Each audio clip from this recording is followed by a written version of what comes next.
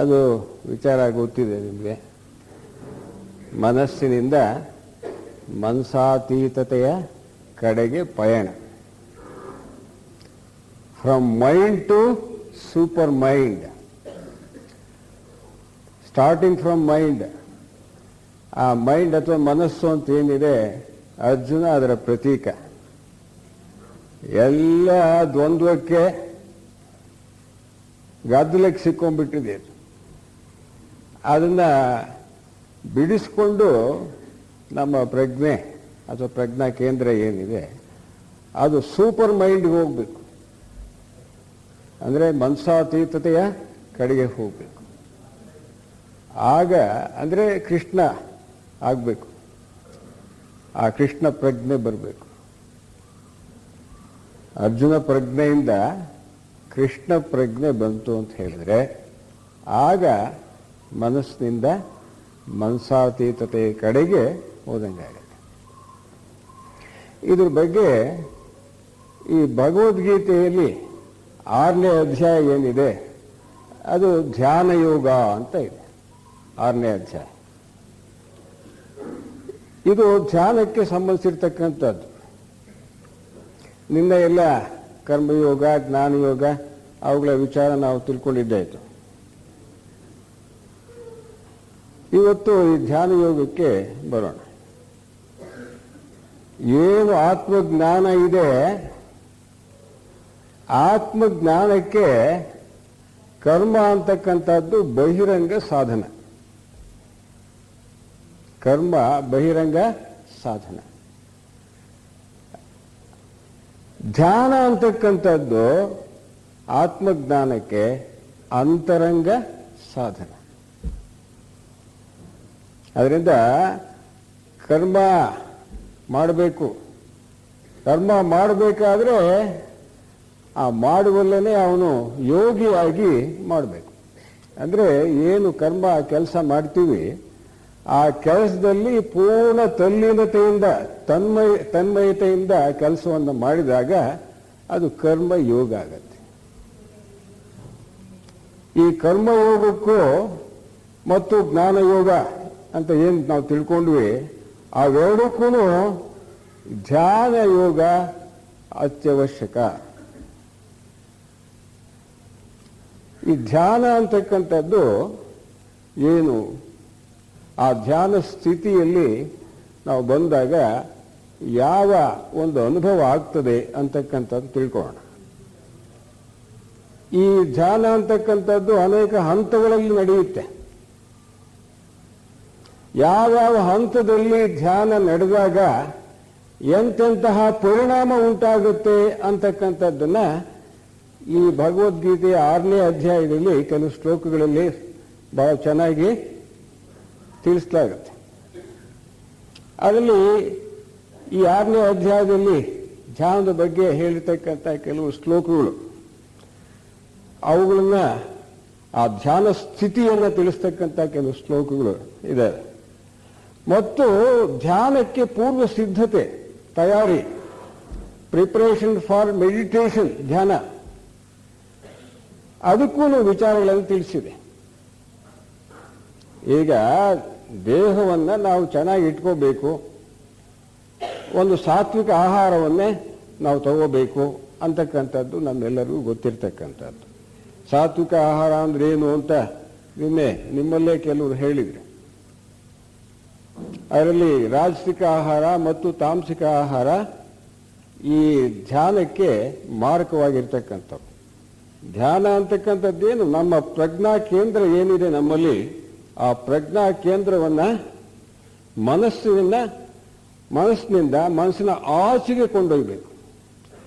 ಆ ಮನಸ್ಸಿನ ಆಚೆಗೆ ಕೊಂಡೊಯ್ದಾಗ ಆ ಮನಸ್ಸಿನ ಆಚಿನ ಸ್ಥಿತಿ ಏನಿದೆ, ಈ ಟ್ರಾನ್ಸೆಂಡೆಂಟಲ್ ಸ್ಟೇಟ್ ಅಂತ ಏನು ಹೇಳ್ತೀವಿ, ಅದು ಧ್ಯಾನ ಸ್ಥಿತಿ. ಆ ಧ್ಯಾನ ಸ್ಥಿತಿಯಲ್ಲೇ ಅನೇಕ ಹಂತಗಳಿದೆ. ಅದರಲ್ಲಿ ನಾವು ಈ ಒಂದು ಭಗವದ್ಗೀತೆಯಲ್ಲಿ ಈ ಧ್ಯಾನ ಸ್ಥಿತಿಗೆ ಬರೋದಕ್ಕಿಂತ ಮುಂಚೆ ತಕ್ಷಣವೇ ಎಲ್ಲರೂ ಕೂಡ ಧ್ಯಾನಕ್ಕೆ ಕೂತ್ಕೊಂಡ್ಬಿಡ್ತೀನಿ ಅಂತಂದ್ರೆ ಧ್ಯಾನ ಸಿದ್ಧಿಸೋದಿಲ್ಲ. ಅದಕ್ಕೆ ತಯಾರಿ ಬೇಕು. ಈಗ ಏನು ಜನ ಕಷ್ಟ ಜೀವಿಗಳು ಇರ್ತಾರೆ ಅವ್ರನ್ನ ಕರ್ಕೊಂಡು ಬಂದು ನೀನು ಧ್ಯಾನ ಮಾಡು ಅಂತ ಹೇಳಿದರೆ ಸಾಧ್ಯವೇ ಇಲ್ಲ. ನಾವು ಆಗಲೇ ಸ್ವಲ್ಪ ಬೆಳೆದಿರ್ತಕ್ಕಂತಹ ಜನ, ಪ್ರಜ್ಞೆ ಬೆಳೆದಿರುತ್ತೆ, ಅದು ಬಹಳ ಮುಖ್ಯವಾಗಿರ್ತಕ್ಕಂಥ ಪ್ರಜ್ಞೆ ಬೆಳೆದಾಗ, ನಾವು ಬೆಳೆದ ಜೀವಿಗಳಾದಾಗ ಧ್ಯಾನವನ್ನು ಮಾಡಲು ಸಮರ್ಥರಾಗ್ತೇವೆ. ಅಲ್ಲಿವರೆಗೂ ಸಾಧ್ಯವಿಲ್ಲ. ಎಲ್ಲರಿಗೂ ಕೂಡ ಧ್ಯಾನ ಸಿದ್ಧಿಸೋದಿಲ್ಲ, ಧ್ಯಾನ ಮಾಡಿದರೂ ಕೂಡ ಸಿದ್ಧಿಸೋದಿಲ್ಲ. ಆದ್ದರಿಂದ ಈ ಪ್ರಜ್ಞಾ ಸ್ಥಿತಿ ಮನಸ್ಸಿನ ಆಚೆ ಹೋದಾಗ ಆ ಪ್ರಜ್ಞಾ ಸ್ಥಿತಿ, ಅದಕ್ಕೆ ನಾವು ಧ್ಯಾನ ಅಂತ ಕರಿತೇವೆ. ಅದು ಎಲ್ಲವರೆಗೂ ಹೋಗುತ್ತೋ, ಅನೇಕ ಹಂತಗಳಿದ್ದಾವೆ, ಕೊನೆಯವರೆಗೂ ಹೋಗುತ್ತೆ. ಅದು ನೋಡೋಣ. ಇದಕ್ಕೆ ಈ ಧ್ಯಾನಕ್ಕೆ ತಯಾರಿ ಏನು ಅಂತ ಹೇಳಿ ಈ 6ನೇ ಅಧ್ಯಾಯದಲ್ಲಿ ಕೆಲವು ಶ್ಲೋಕಗಳು ಹೇಳ್ತಾರೆ. ಒಂದು ಶ್ಲೋಕ ಹೇಳುತ್ತೆ, ಯುಕ್ತಾಹಾರ ವಿಹಾರಸ್ಯ ಯುಕ್ತ ಚೇಷ್ಟಸ್ಯ ಕರ್ಮಸು ಯುಕ್ತ ಸ್ವಪ್ನಾವಬೋಧಸ್ಯ ಯೋಗೋ ಭವತಿ ದುಃಖ. ಯುಕ್ತವಾದ ಆಹಾರ, ಯುಕ್ತ ಅನ್ನೋ ಪದ ಏನಿದೆ, ಆ ಬುದ್ಧ ಅಂತಕ್ಕಂಥವನು ಸಮ್ಯಕ್ ಅಂತಕ್ಕಂಥ ಪದವನ್ನ ಬಳಸ್ತಾನೆ. ಯುಕ್ತ ಅಂತಕ್ಕಂಥದ್ದು ತೀರಾ ಅತಿಯಾಗಿ ಕೂಡ ಅಲ್ಲ, ತೀರಾ ಉಪವಾಸ ಇದ್ದು ಅಲ್ಲ. ಧ್ಯಾನ ಮಾಡ್ತಕ್ಕಂಥವನು, ಯೋಗ ಮಾಡ್ತಕ್ಕಂಥವನು ಉಪವಾಸ ಇದ್ರೂ ಕೂಡ ಧ್ಯಾನ ಸಿದ್ಧಿಸೋದಿಲ್ಲ. ನಾವು ಬಹಳ ಜನ ಉಪವಾಸ ಮಾಡ್ತೀವಿ, ಅನೇಕ ವ್ರತಗಳನ್ನ ಇತ್ಯಾದಿಗಳನ್ನು ಮಾಡ್ತೀವಿ, ಅಂಥವ್ರಿಗೆ ಧ್ಯಾನ ಸಿದ್ಧಿಸೋಲ್ಲ.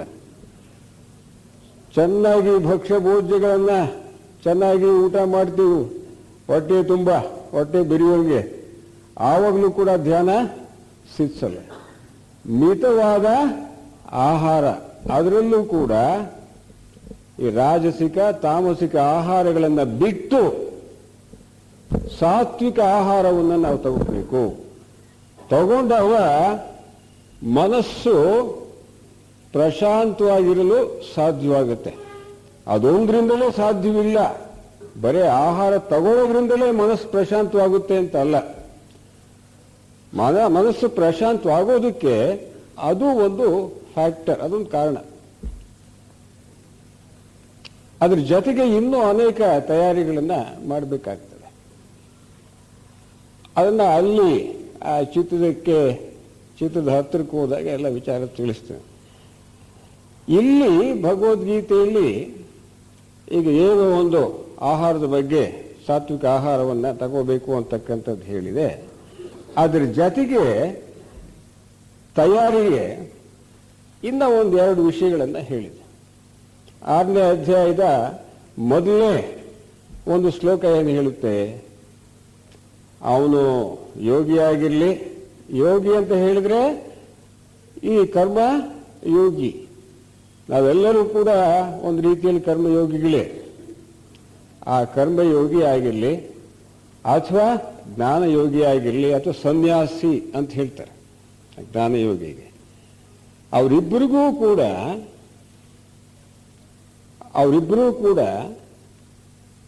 ಇದನ್ನ ಏನು, ಈ ಕರ್ಮಫಲ ತ್ಯಾಗವನ್ನ ಮಾಡಬೇಕು. ಕರ್ಮವನ್ನ ನಿಷ್ಠೆಯಿಂದ ಮಾಡಿದಾಗ ಕರ್ಮ ಫಲದ ಕಡೆಗೆ ಗಮನ ಹೋಗಲ್ಲ. ಅದು ನಿನ್ನೆ ಸ್ಪಷ್ಟವಾಯ್ತಲ್ಲ. ಕರ್ಮದ ಕಡೆಗೆ ಗಮನವನ್ನು ಹರಿಸಿದಾಗ ನಾವೇನು ಕೆಲಸ ಮಾಡ್ತೀವೋ, ಆ ಟೀ ಮಾಡ್ತಾಳೆ ಹೆಣ್ಮಗಳು ಅಂತಂದು ಹೇಳಿದ್ವಿ, ಒಂದು ಉದಾಹರಣೆ ತಗೊಂಡು ಹೇಳಿದ್ವಿ. ಆ ಟೀ ಮಾಡೋದು ಕಡೆನೇ ಗಮನ ಇತ್ತು ಅಂತ ಹೇಳಿದ್ರೆ, ಆ ಟೀ ನಾನು ಚೆನ್ನಾಗಿ ಮಾಡ್ತೀನೋ ಇಲ್ವೋ, ಬಂದಿರ್ತಕ್ಕಂಥ ಗೆಸ್ಟ್ಸು ಒಪ್ತಾರೋ ಇಲ್ವೋ ಅನ್ನೋ ಪ್ರಶ್ನೆನೇ ಇಲ್ಲ, ಅಲ್ಲಿ ರಿಸಲ್ಟ್ ಬೇಕೇ ಇಲ್ಲ ನಮಗೆ ಆ ಟೀ ಮಾಡೋದ್ರ ಕಡೆ ಪೂರ್ತಿ ಗಮನವನ್ನು ಹರಿಸಿದಾಗ ಅದು ಒಂದು ಕರ್ಮಯೋಗವೇ ಆಗುತ್ತೆ. ಅಡುಗೆ ಮಾಡೋದು ಒಬ್ಬ ವ್ಯಾಪಾರಿ ನಿಷ್ಠೆಯಿಂದ ಮಾಡ್ತಕ್ಕಂಥದ್ದು.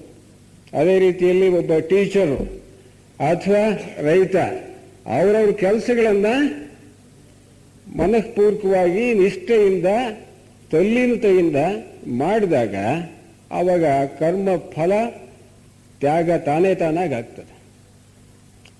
ಆ ಕರ್ಮ ಫಲದ ಆಶೆ ಏನಿದೆ ಅದನ್ನು ತ್ಯಾಗ ಮಾಡಬೇಕು ಅಂತಕ್ಕಂಥದ್ದು ಒಂದು ತಯಾರಿಗಳಲ್ಲಿ ಒಂದು. ಆಮೇಲೆ ಎರಡನೇ ಶ್ಲೋಕ ಏನು ಹೇಳುತ್ತೆ ಅಂತ ಹೇಳಿದ್ರೆ, ಸಂಕಲ್ಪವನ್ನು ವರ್ಜಿಸಬೇಕು, ಬಿಡಬೇಕು. ನಾನು ಈಗ ಒಬ್ಬ ಏನೋ ನೆಕ್ಸ್ಟ್ ಟೈಮ್ ಇದಕ್ಕೆ ಎಲೆಕ್ಷನ್ಗೆ MLA ಆಗಿ ನಾನು ಗೆದ್ದು ಬರಬೇಕು ಅಥವಾ ಕಾರ್ಪೊರೇಟರ್ ಆಗಿ ಗೆದ್ದು ಬರಬೇಕು ಅಂತಕ್ಕಂಥದ್ದು ಸಂಕಲ್ಪವೇ. ಇನ್ನು ಒಂದು ವರ್ಷದಲ್ಲಿ ನಾನು 10 ಲಕ್ಷ ರೂಪಾಯಿನ ಕೂಡಿಡಬೇಕು, ಅದು ಕೂಡ ಒಂದು ಸಂಕಲ್ಪವೇ. ಸಣ್ಣ ಪುಟ್ಟ ಸಂಕಲ್ಪಗಳಿಗೆ ಅವಕ್ಕೆ ಮಿತಿನೇ ಇಲ್ಲ ಅಲ್ಲವ್ರೆ. ಈ ಎಲ್ಲ ಸಣ್ಣವು ದೊಡ್ಡವು ಎಲ್ಲ ಸಂಕಲ್ಪಗಳನ್ನು ಬಿಡಬೇಕು. ಸಂಕಲ್ಪವನ್ನು ಬಿಟ್ಟಾಗ, ಕರ್ಮ ಫಲ ತ್ಯಾಗ ಮಾಡಿದಾಗ, ಕೇವಲ ಕರ್ಮವನ್ನೇ ಮಾಡ್ತಾ ಇದ್ದು, ಆಗ ಮನಸ್ಸು ಒಂದು ಹಂತಕ್ಕೆ ಬರ್ತದೆ, ಹದಕ್ಕೆ ಬರ್ತದೆ. ಆ ಸ್ಥಿತಿಯಲ್ಲಿ ನಾವು ಧ್ಯಾನ ಮಾಡೋದಕ್ಕೆ ಪ್ರಾರಂಭ ಮಾಡ್ಬೋದು.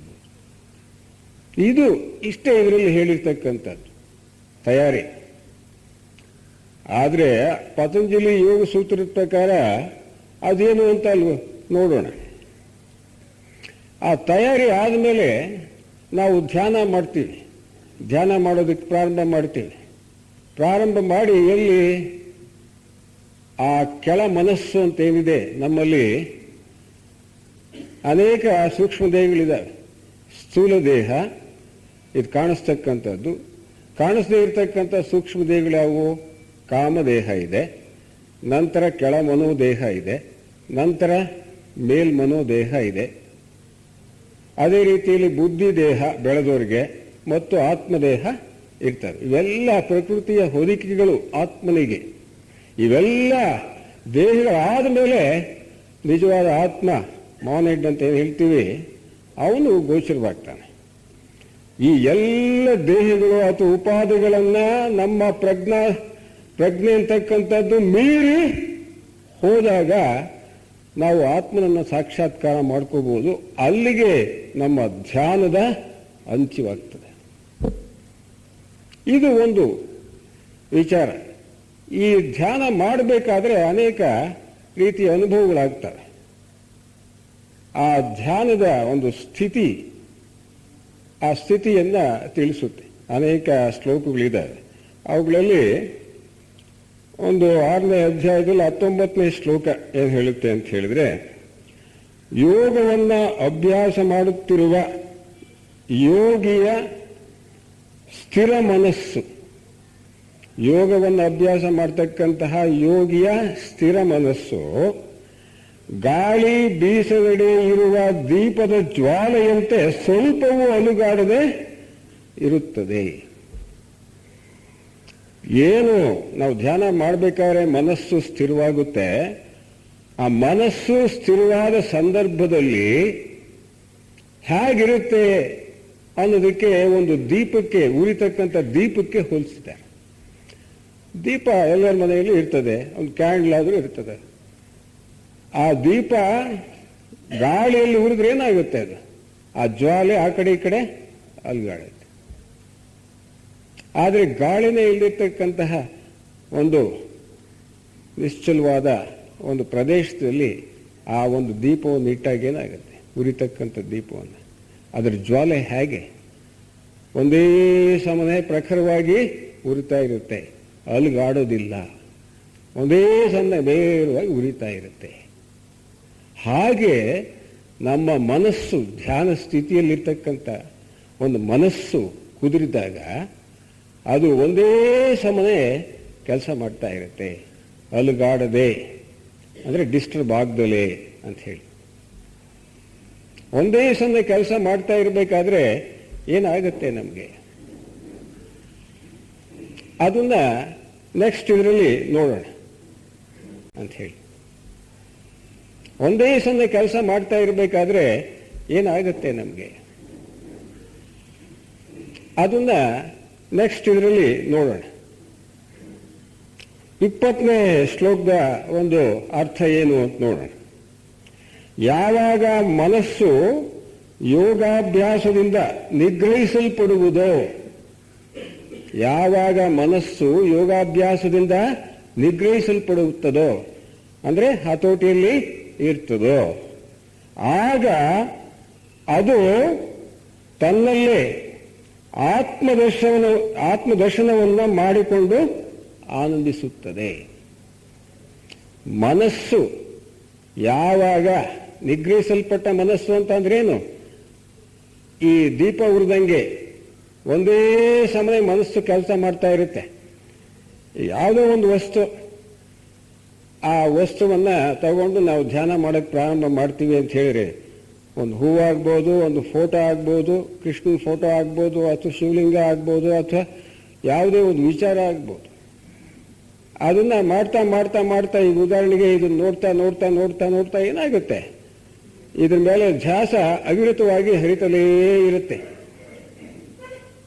ಅನ್ಇಂಟರಪ್ಟೆಡ್ ಅಂತ ಹೇಳ್ತೀವಿ ಅದಕ್ಕೆ. ಅಂದರೆ ಮಧ್ಯೆ ಕಟ್ ಆಗೋದಿಲ್ಲ, ಒಂದೇ ಸಮನೆ ಆ ಪ್ರಜ್ಞಾ ಸ್ಥಿತಿ ಇರ್ತದೆ. ಆ ಮನಸ್ಸು ಒಂದೇ ಸಮನೆ ಧಾರಾಕಾರವಾಗಿ ಆ ವಸ್ತುವಿನ ಮೇಲೆ ಹರಿತದೆ. ಅದೇ ಧ್ಯಾನ. ಅದು ಅಂತಹ ರೀತಿಯಲ್ಲಿ, ಅಂತಹ ಸ್ಥಿತಿಯಲ್ಲಿ ನಮ್ಮ ಮನಸ್ಸು ಹೇಗಿರುತ್ತೆ, ಆನಂದವಾಗಿರ್ತದೆ. ಆನಂದವಾಗಿರುತ್ತೆ. ನಾವು ಧ್ಯಾನ ಮಾಡ್ತಾ ಇರಬೇಕಾದ್ರೆ ಮನಸ್ಸು ನಿಗ್ರಹಿಸಲ್ಪಟ್ಟಾಗ ಅದು ಆತ್ಮನಲ್ಲಿ ಸ್ಥಿತವಾಗುತ್ತೆ, ಆತ್ಮನಲ್ಲಿ ಸೇರ್ಕೊಂಡು ಹೋಗುತ್ತೆ. ಆ ಸ್ಥಿತವಾದ ಆತ್ಮನಲ್ಲಿ ಸ್ಥಿತವಾಗಿರ್ತಕ್ಕಂತಹ ಮನಸ್ಸು ಏನಾಗುತ್ತೆ, ಅದು ನಿಗ್ರಹಿಸಲ್ಪಟ್ಟು ಆಗ ಒಂದು ಆನಂದದ ಸ್ಥಿತಿ ಉಂಟಾಗ್ತದೆ, ಆನಂದದ ಅನುಭವ ಉಂಟಾಗುತ್ತೆ ಅಂತ ಹೇಳ್ತಾರೆ. ನಂತರ 21ನೇ ಶ್ಲೋಕದದ್ದು, ಹೀಗೆ ಯಾವಾಗ ಯೋಗಿಯ ಇಂದ್ರಿಯಾತೀತವಾದ ಪರಮಾನಂದವನ್ನು ಅನುಭವಿಸುತ್ತಾನೋ, ಹೀಗೆ ಯಾವಾಗ ಯೋಗಿಯು ಇಂದ್ರಿಯಾತೀತವಾದ ಪರಮಾನಂದವನ್ನು ಅನುಭವಿಸುತ್ತಾನೆಯೋ, ಆಮೇಲೆ ಅವನ ಮನಸ್ಸು ಪುನಃ ಚಂಚಲಗೊಳ್ಳುವುದಿಲ್ಲ. ಚಂಚಲಗೊಳ್ಳುವುದಿಲ್ಲ ಅಂತಂದ್ರೆ ಸ್ಥಿರವಾಗಿ ಇರುತ್ತೆ. ಅವನು ಸ್ಥಿತಪ್ರಜ್ಞ ಆಗ್ತಾನೆ. ಸ್ಥಿತಪ್ರಜ್ಞ ಲಕ್ಷಣಗಳು ನಿನ್ನೆ ಸಾಕಷ್ಟು ತಿಳ್ಕೊಂಡ್ರಿ. ಯೋಗಿಯ ಏನು ಯೋಗಿ ಅಂತಕ್ಕಂಥವನು ಇಂದ್ರಿಯಾತೀತವಾದ ಪರಮಾನಂದವನ್ನ ಅನುಭವಿಸಿದಾಗ, ಆ ಆನಂದದ ರುಚಿ ಅವನಿಗಾದಾಗ, ಆಗ ಎಲ್ಲ ವಸ್ತುಗಳು ಗೌಣವೇ. ಎಲ್ಲ ವಸ್ತುಗಳಿಗಿಂತ ಈ ಆನಂದ ಅಂತಕ್ಕಂಥದ್ದು, ಪರಮಾನಂದ ಅಂತಕ್ಕಂಥದ್ದು ಬಹಳ ಅವನಿಗೆ ಆಪ್ಯಾಯಮಾನವಾಗುತ್ತೆ, ಇಷ್ಟ ಆಗುತ್ತೆ. ಅಲ್ಲಿಂದ ಬೇರೆ ವಸ್ತುಗಳಿಗೆ ಆಗಲಿ ಅಥವಾ ಜನರ ಮೇಲಿನ ವ್ಯಾಮೋಹ ಆಗಲಿ ಯಾವುದೂ ಇರೋಲ್ಲ. ಎಲ್ಲ ಪೂರ್ತಿ ಕಡಿಮೆ ಆಗಿರುತ್ತೆ. ಕೇವಲ ಆ ಆನಂದದಲ್ಲೇ ಅವನು ತಲ್ಲೀನಾಗಿ ಇರ್ತಾನೆ. ಅದು ಶಾಶ್ವತವಾಗಿ ಉಳಿತದೆ ಆ ಆನಂದ ಅಂತ ಹೇಳ್ತದೆ. ಇನ್ನೊಂದು 22ನೇ ಶ್ಲೋಕದಲ್ಲಿ, ಅದನ್ನು ಗಳಿಸಿದ ಮೇಲೆ ಅದಕ್ಕಿಂತ ಉತ್ತಮವಾದನ್ನು ಗಳಿಸುವುದಕ್ಕೆ ಬೇರೆ ಏನೂ ಇಲ್ಲ ಎಂದು ತಿಳಿಯುತ್ತಾನೆ. ಯಾವುದನ್ನ, ಪರಮಾನಂದವನ್ನ ಗಳಿಸಿದ ಮೇಲೆ ಜಗತ್ತಿನಲ್ಲಿ ಇನ್ಯಾವುದು ಗಳಿಸಿದ್ದು ಪ್ರಯೋಜನ ಆಗೋದಿಲ್ಲ. ಇದೇನೆ ಬಹಳ ಮುಖ್ಯವಾಗಿರ್ತಕ್ಕಂಥದ್ದು. ನಾನು ಗಳಿಸಬೇಕಾಗಿರ್ತಕ್ಕಂಥ ಈ ಪರಮಾನಂದ ಏನಿದೆ, ಧ್ಯಾನದಿಂದ ಉಂಟಾಗಿರ್ತಕ್ಕಂಥ ಪರಮಾನಂದ, ಅದೇ ಮುಖ್ಯ. ಇನ್ನು ಉಳಿದವೆಲ್ಲ ಏನಿದ್ದಾವೆ ಅವು ಪ್ರಯೋಜನವಿಲ್ಲ. ಈ ಧ್ಯಾನದಿಂದ ಉಂಟಾಗ್ತಕ್ಕಂಥ ಆನಂದವೇ ಶಾಶ್ವತವಾದದ್ದು ಅಂತ ಹೇಳಿ ತಿಳಿತಾನೆ. ಆಮೇಲೆ 23ನೇ ಶ್ಲೋಕ ತಗೋಣ. ಹೀಗೆ ದುಃಖ ಸಂಯೋಗದಲ್ಲಿರುವ ಮನಸ್ಸನ್ನ ಬಿಡುಗಡೆಗೊಳಿಸುವುದೇ ಯೋಗ ಎಂದು ತಿಳಿ ಅಂತ ಹೇಳಿ ಕೃಷ್ಣ ಹೇಳ್ತಾರೆ. ಈಗ ಯಾವಾಗ ಪರಮಾನಂದ ಶಾಶ್ವತವಾಗುತ್ತೋ, ತನ್ನಲ್ಲಿ ನಿಲ್ಲುತ್ತೋ, ಈ ಧ್ಯಾನದಿಂದ ಉಂಟಾಗ್ತಕ್ಕಂಥ ಪರಮಾನಂದ ತನ್ನಲ್ಲಿ ಶಾಶ್ವತವಾಗಿ ಉಳಿತದೋ, ಆವಾಗ ಏನಾಗುತ್ತೆ? ಫಲಿತಾಂಶ ಏನು? ಆನಂದ ಯಾವಾಗಲೂ ತನ್ನಲ್ಲೇ ಅಂತರಂಗದಲ್ಲಿ ಶಾಶ್ವತವಾಗಿ ಉಳಿದ್ರೆ ಏನಾಗುತ್ತೆ? ತನ್ನಲ್ಲಿ ನಾವೆಲ್ಲ ದುಃಖಗಳನ್ನು ಅನುಭವಿಸ್ತಾ ಇರ್ತೀವಿ, ಒಂದಲ್ಲ ಒಂದು ರೀತಿಯಲ್ಲಿ ದುಃಖಗಳನ್ನು ಅನುಭವಿಸ್ತಾ ಇರ್ತೀವಿ. ಆ ದುಃಖ ಎಲ್ಲವೂ ಕೂಡ ಏನಿರ್ತದೆ ಅಲ್ಲಿಂದ ಪೂರ್ತಿ ದುಃಖ ಮಾಯವಾಗುತ್ತೆ. ದುಃಖ ತಿರ್ಗಾ ಆ ವ್ಯಕ್ತಿಗೆ ಬರೋದಿಲ್ಲ. ದುಃಖ ಆ ವ್ಯಕ್ತಿಗೆ ಬರೋದಿಲ್ಲ. ದುಃಖ ಸಂಯೋಗದಲ್ಲಿರುವ ಮನಸ್ಸನ್ನ ಬಿಡುಗಡೆಗೊಳಿಸುವುದೇ ಯೋಗ. ಅಂದ್ರೆ ನೋಡಿ, ದುಃಖದ ಜೊತೆಗೆ ಇರ್ತಕ್ಕಂಥ ಮನಸ್ಸೇನಿರ್ತದೆ, ಯಾವಾಗಲೂ ಅವನು ಆನಂದದ ಸ್ಥಿತಿಯಲ್ಲಿದ್ದಾಗ ಏನಾಗುತ್ತೆ? ಆ ದುಃಖ ಅಂತಕ್ಕಂಥದ್ದು ಮನಸ್ಸಿನಿಂದ ಪೂರ್ತಿ ಬಿಟ್ಟು ಹೋಗುತ್ತೆ. ಆ ದುಃಖ ಅಂತಕ್ಕಂಥದ್ದು ಮನಸ್ಸಿನಿಂದ ಪೂರ್ತಿ ಬಿಟ್ಟು ಹೋದಾಗ ಅವನಲ್ಲಿ ಕೇವಲ ಆನಂದ ಮಾತ್ರ ಉಳಿತದೆ. ಇದಕ್ಕೆ ಯೋಗ ಅಂತ ಕರೀತೀವಿ.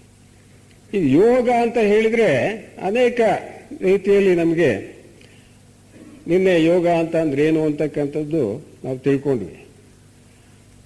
ಯೋಗ ಕರ್ಮಸು ಕೌಶಲಂ. ಒಂದು ಕೆಲಸವನ್ನ ಕುಶಲತೆಯಿಂದ ಬಹಳ ಸುಲಭವಾಗಿ ಎಫರ್ಟ್ಲೆಸ್ ಅಂತ ಹೇಳ್ತೀವಲ್ಲ, ಆ ಎಫರ್ಟ್ಲೆಸ್ ಆಗಿ ಅಥವಾ ಅಪ್ರಯತ್ನಿತವಾಗಿ ನಾವು ಒಂದು ಕೆಲಸವನ್ನು ಸುಲಭವಾಗಿ ಮಾಡಿದರೆ ಅದೊಂದು ಯೋಗ. ಸಮತ್ವಂ ಯೋಗ ಉಚ್ಯತೆ. ಯೋಗ ಅಂತಕ್ಕಂಥದ್ದು ಸಮತ್ವವನ್ನು ಉಂಟು ಮಾಡುತ್ತೆ. ನಮ್ಮಲ್ಲಿ ಯಾವ ಕಳವಳವನ್ನು ಕೂಡ ಉಂಟು ಮಾಡೋದಿಲ್ಲ. ಈಗ ಇದು ಮೂರನೇದು, ಇದು ವಿಚಿತ್ರವಾಗಿರ್ತಕ್ಕಂತಹ ಡೆಫಿನೇಷನ್ ಯೋಗಕ್ಕೆ. ಏನು? ದುಃಖ ಸಂಯೋಗದಲ್ಲಿರ್ತಕ್ಕಂಥ ಮನಸ್ಸು ಅದನ್ನ ಬಿಡುಗಡೆಗೊಳಿಸುವುದೇ ಯೋಗ. ಮನಸ್ಸು ಯಾವಾಗಲೂ ದುಃಖದಲ್ಲಿ ಇರ್ತದಲ್ಲ, ಆ ದುಃಖವನ್ನ ಮನಸ್ಸಿನಿಂದ ಬಿಡಿಸ್ತೀವಲ್ಲ, ದುಃಖವನ್ನ ಮನಸ್ಸಿನಿಂದ ಬಿಡಿಸಿದಾಗ ಏನಾಗುತ್ತೆ? ಆ ಸ್ಥಿತಿಯಲ್ಲಿ ಏನಿರ್ತದೆ ನಮ್ಮಲ್ಲಿ? ಆನಂದ ಇದ್ರೆ ತಾನೇ ದುಃಖ ಹೋಗೋದು. ಆದ್ರಿಂದ ಆನಂದ ಬಂದಾಗ ದುಃಖ ಮನಸ್ಸಿನಿಂದ ಬಿಟ್ಟು ಹೋಗುತ್ತಲ್ಲ, ಇದು ಒಂದು ಯೋಗ. ಆ ಯೋಗದ ಸ್ಥಿತಿ ಅಂತ ಹೇಳ್ತಾರೆ. ಈಗ ನೋಡೋಣ, ಈಗ ಇವೆಲ್ಲ ಏನಿದಾವೆ ಇವುಗಳಿಗೇನಾದ್ರೂ ಉತ್ತರ ಸಿಕ್ಕುತ್ತೆ ಅಲ್ಲಿ ಅಂತ ಹೇಳಿ ನೋಡೋಣ.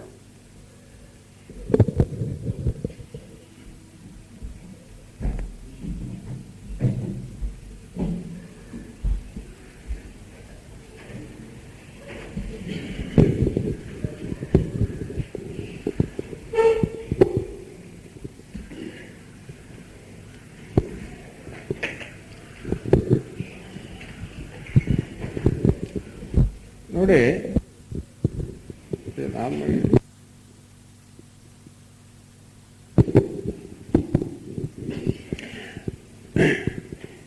ಈಗ ನಮ್ಮಲ್ಲಿ ಅನೇಕ ದೇಹಗಳಿದಾವೆ ಅಂತ ಹೇಳಿದೆ. ಆ ದೇಹಗಳಲ್ಲಿ ಮೊದಲನೇದು ಯಾವುದು? ಸ್ಥೂಲ ದೇಹ ಅಲ್ವೇ? ಈ ಅನ್ನಮಯ ಕೋಶ, ಸ್ಥೂಲ ದೇಹದಲ್ಲಿ ಅನ್ನಮಯ ಕೋಶ ಇರುತ್ತೆ ಮತ್ತು ಪ್ರಾಣಮಯ ಕೋಶ ಇರುತ್ತೆ. ನಂತರ ಅದಾದ್ಮೇಲೆ ಬರೋ ಸೂಕ್ಷ್ಮ ದೇಹ ಕಾಮ ಶರೀರ ಇರುತ್ತೆ. ನಮ್ಮ ಸುತ್ತಕೊಂಡಿರ್ತವೆ ಅವೆಲ್ಲ ಒಂದು ಅಂಡಾಕಾರದಲ್ಲಿ ಆ ಶರೀರಗಳು, ಸೂಕ್ಷ್ಮ ಶರೀರಗಳಿರ್ತವೆ ಅಂತಕ್ಕಂಥದ್ದು ಅನೇಕ ಸಂದರ್ಭದಲ್ಲಿ ನಾನೇ ಹೇಳಿದೆ. ಆಮೇಲೆ ಕೆಳ ಮನೋ ಶರೀರ ಇರ್ತದೆ. ಮನೋ ಶರೀರದಲ್ಲಿ ಎರಡು ಭಾಗ, ಕೆಳ ಮನೋ ಶರೀರ ಮತ್ತು ಉನ್ನತ ಮನೋ ಶರೀರ, ಉನ್ನತ ಮನಸ್ಸು ಅಥವಾ ಕಾರಣ ದೇಹ ಅಂತ ಕರಿತೀವಿ ಉನ್ನತ ಮನಸ್ಸಿಗೆ. ಅದರ ನಂತರ ಇರ್ತಕ್ಕಂಥದ್ದು ಬೆಳೆದವರಿಗೆ ಬುದ್ಧಿ ದೇಹ ಇರುತ್ತೆ, ನಂತರ ಆತ್ಮದೇಹ ಇರುತ್ತೆ. ಅದಾದ ಮೇಲೆ ಆ ಆತ್ಮ ಏನಿರ್ತದೆ, ಇವೆಲ್ಲ ಆವರಣಗಳನ್ನ ಕಳಿಸಿದ ಮೇಲೆ ಏನಾಗುತ್ತೆ?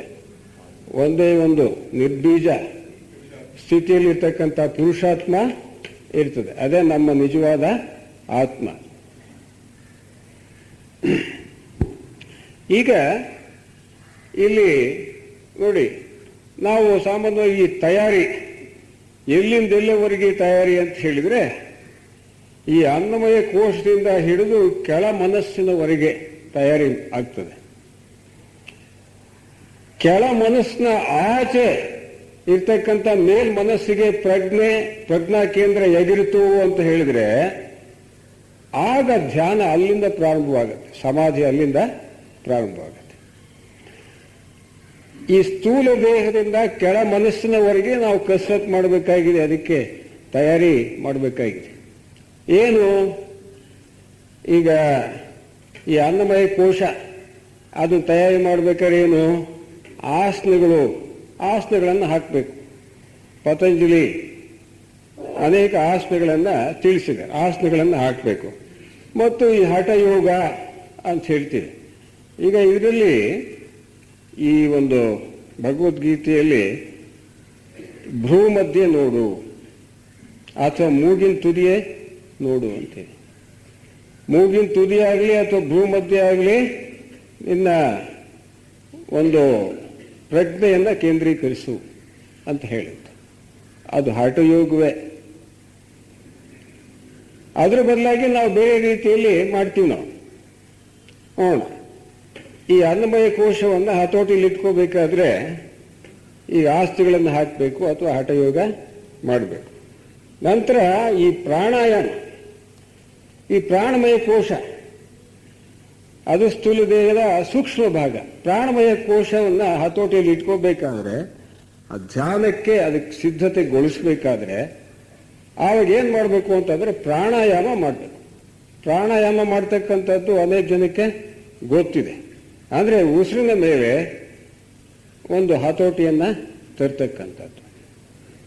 ಉಸಿರಿನ ಮೇಲೆ ಹತೋಟಿ ತಂದಾಗ ಏನಾಗುತ್ತೆ, ಆ ಉಸಿರಿಗೂ ಮತ್ತು ಈ ಮನಸ್ಸು ಇದೆಯಲ್ಲ, ಆ ಮನಸ್ಸಿಗೂ ಸಂಬಂಧ ಇದೆ.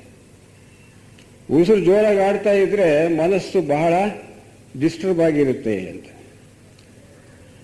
ನಿಧಾನವಾಗಿ ಉಸಿರಾಡ್ತಾ ಇರ್ತಕ್ಕಂಥವನ ಮನಸ್ಸು ಪ್ರಶಾಂತವಾಗಿ ಇರ್ತದೆ.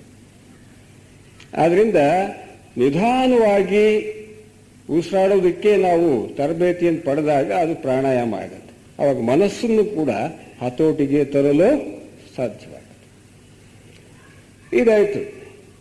ಅದಾದಮೇಲೆ ಈ ಕಾಮ ಶರೀರ, ಇದನ್ನ ಕಾಮ ಶರೀರ ಅಂತಂದ್ರೆ ಆಶಾ ಶರೀರ. ಆಸೆಗಳು ಅನೇಕ ಇರ್ತವೆ.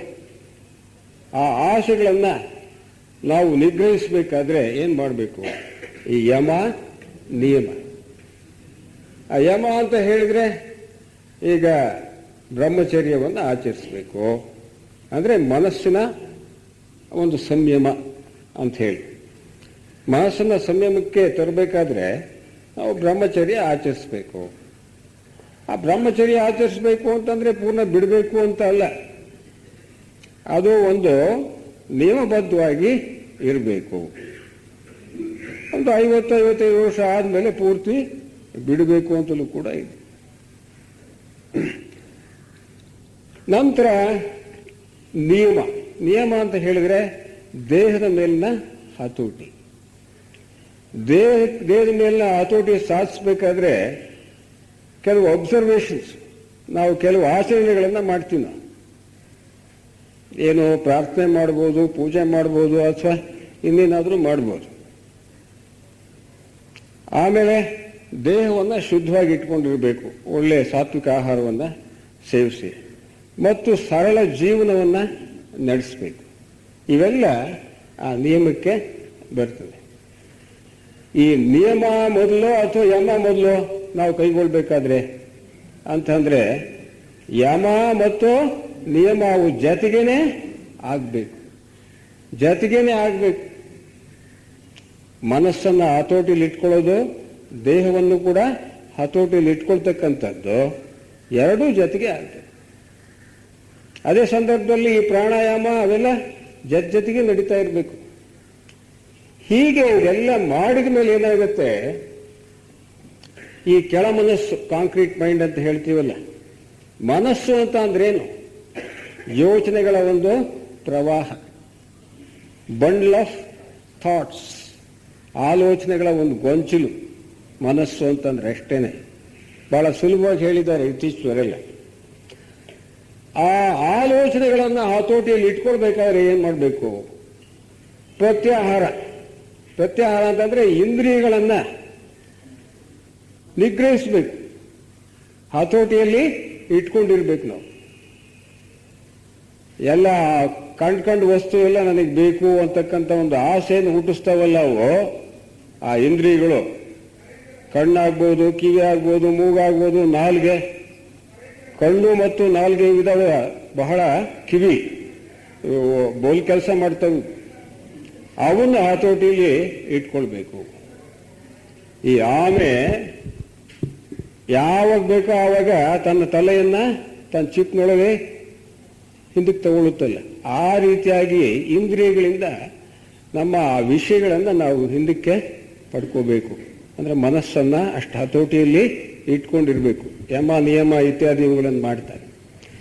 ಅದೆಲ್ಲ ಮಾಡಿದ ಮೇಲೆ ಧಾರಣ, ಕಾನ್ಸಂಟ್ರೇಷನ್, ಏಕಾಗ್ರತೆ ಬರುತ್ತೆ. ಯಾವಾಗ ಏಕಾಗ್ರತೆ ಬರುತ್ತೋ ಆ ಧಾರಣ ಬರೋದಕ್ಕೆ, ಏಕಾಗ್ರತೆ ಬರೋದಕ್ಕೆ ಇಷ್ಟೆಲ್ಲ ನಾವು ಕಸರತ್ತು ಮಾಡಬೇಕು, ಸರ್ಕಸ್ ಮಾಡಬೇಕು. ಯಮ ನಿಯಮ ಇತ್ಯಾದಿ ಪ್ರಾಣಾಯಾಮ ಇವೆಲ್ಲ ಮಾಡಬೇಕು. ಮಾಡದೇ ಇದ್ರೆ ಧಾರಣ ಬರೋದಿಲ್ಲ. ಧಾರಣ ಅಂತಂದ್ರೆ ಏನು? ಉದಾಹರಣೆಗೆ ಇದು ಒಂದು ವಸ್ತು ಇದೆ. ಈ ವಸ್ತು ಒಂದು ನಿಯಮಿತವಾಗಿರ್ತಕ್ಕಂಥ ಅಥವಾ ಸೀಮಿತವಾಗಿರ್ತಕ್ಕಂಥ ಪ್ರದೇಶ. ಇದರ ಮೇಲೆ ನಮ್ಮ ಚಿತ್ತವನ್ನ ಬಂಧಿಸೋದು ಅಂತಂದ್ರೆ ಅದ್ರ ಮೇಲೆ ಹಾಗೇನೆ ಅದ್ರ ಮೇಲೆ ಏನು ಈ ಕಾನ್ಸಂಟ್ರೇಷನ್ ಅಂತ ಹೇಳಿದ್ರೆ ಏಕಾಗ್ರತೆ ವಹಿಸ್ತಕ್ಕಂಥ ಅದ್ರ ಮೇಲೇನೆ. ಬೇರೆ ಅವು ಇವು ಇರ್ತಾವಲ್ಲ ಅವುಗಳ ಮೇಲೆಲ್ಲ ಈ ವಸ್ತು ತಗೊಂಡಾಗ ಅದ್ರ ಮೇಲೆ ಏಕಾಗ್ರತೆ ವಹಿಸೋದು. ಈಗ ಹೂವು ಇದೆ, ಹೂವಿನ ಮೇಲೆ ನಮ್ಮ ಮನಸ್ಸನ್ನ ಪೂರ್ಣವಾಗಿ ಅಲ್ಲೇ ಇಡೋದು, ಮನಸ್ಸನ್ನ ಸಂಯಮಗೊಳಿಸ್ತಕ್ಕಂಥದ್ದು, ಇದು ಏಕಾಗ್ರತೆ. ಹಿಂಗೆ ಒಂದಾಗ್ತಕ್ಕಂಥದ್ದು. ಈಗ ನೋಡ್ತಾ ನೋಡ್ತಾ ಪಕ್ಕದಲ್ಲಿ ಅಲ್ಲಿ ಇಲ್ಲಿ ನೋಡೋದೇ ಆಗಲಿ ಅಥವಾ ಬೇರೆ ಯೋಚನೆ ಮಾಡೋದೇ ಆಗಲಿ, ಇದು ನೋಡ್ತಾ ನೋಡ್ತಾ ಬೇರೆ ಯೋಚನೆಗಳು ಬರ್ತಾವೋ ಇಲ್ವೋ ಅವೇ ಆಗಲಿ ಮಾಡ್ಕೊಡ್ದು. ನೇರವಾಗಿ ಅದನ್ನೇ ನೋಡ್ತಾ ಇರಬೇಕು. ಹೂವು ನೋಡ್ತಾ ಇದ್ದೀನಿ ಅಂತಂದ್ರೆ ಅದನ್ನೇ, ಅದು ಬಿಟ್ಟು ನನಗೆ ಇನ್ನೇನು ಗೊತ್ತೇ ಇಲ್ಲ, ಅದು ಏಕಾಗ್ರತೆ ಅಥವಾ ಧಾರಣೆ. ಇದು ಬರೋದಕ್ಕೆ ಇಷ್ಟೆಲ್ಲ ತಯಾರಿ ಬೇಕು. ಇದು ಬಂದ ಮೇಲೆ ಧಾರಣೆ ಅಥವಾ ಏಕಾಗ್ರತೆ ಬಂದ ಮೇಲೆ ಏನಾಗುತ್ತೆ? ನೆಕ್ಸ್ಟ್ ಎಲ್ಲಿ ಹೋಗ್ತೀವಿ ನಾವು? ಧ್ಯಾನಕ್ಕೆ ಹೋಗ್ತೀವಿ. ಆ ಧ್ಯಾನದ ಘಟ್ಟಕ್ಕೆ ಹೋಗ್ತೀವಿ. ಈ ಧ್ಯಾನದ ಘಟ್ಟದಲ್ಲಿ ಏನಾಗುತ್ತೆ ಅನ್ನೋದು ನೋಡೋಣ. ಧ್ಯಾನ ಅಂತಂದ್ರೆ ಅಲ್ಲಿ ಅರಿವಿನ ಸ್ಥಿತಿ ಇರ್ತದೆ. ಇಲ್ಲಿ ಇದೇ ವಸ್ತು ನಾವು ತಗೊಂಡಾಗ ಇದೇ ವಸ್ತುವನ್ನ ಮೊದಲು ಇದನ್ನು ನೋಡ್ತಾ ಇರಬೇಕಾದ್ರೆ ಈ ಒಂದು ಧಾರಣದ ಮಟ್ಟದಲ್ಲಿ ತಗೊಳ್ಳೋಣ. ಮೊದಲು ನೋಡ್ತಾ ಇರಬೇಕಾದ್ರೆ ಇಲ್ಲಿ ನೋಡುವವನೊಬ್ಬ ಇರ್ತಾನೆ ಮತ್ತು ನೋಡಲ್ಪಡುವ ವಸ್ತು ಇರುತ್ತೆ. Observer and observed. ನೋಡಲ್ಪಡುವ ವಸ್ತು ಯಾವ ತಗೊಂಡಿದ್ದೀವಿ? ಒಂದು ಹೂವು ತಗೊಂಡಿದ್ದೀವಿ.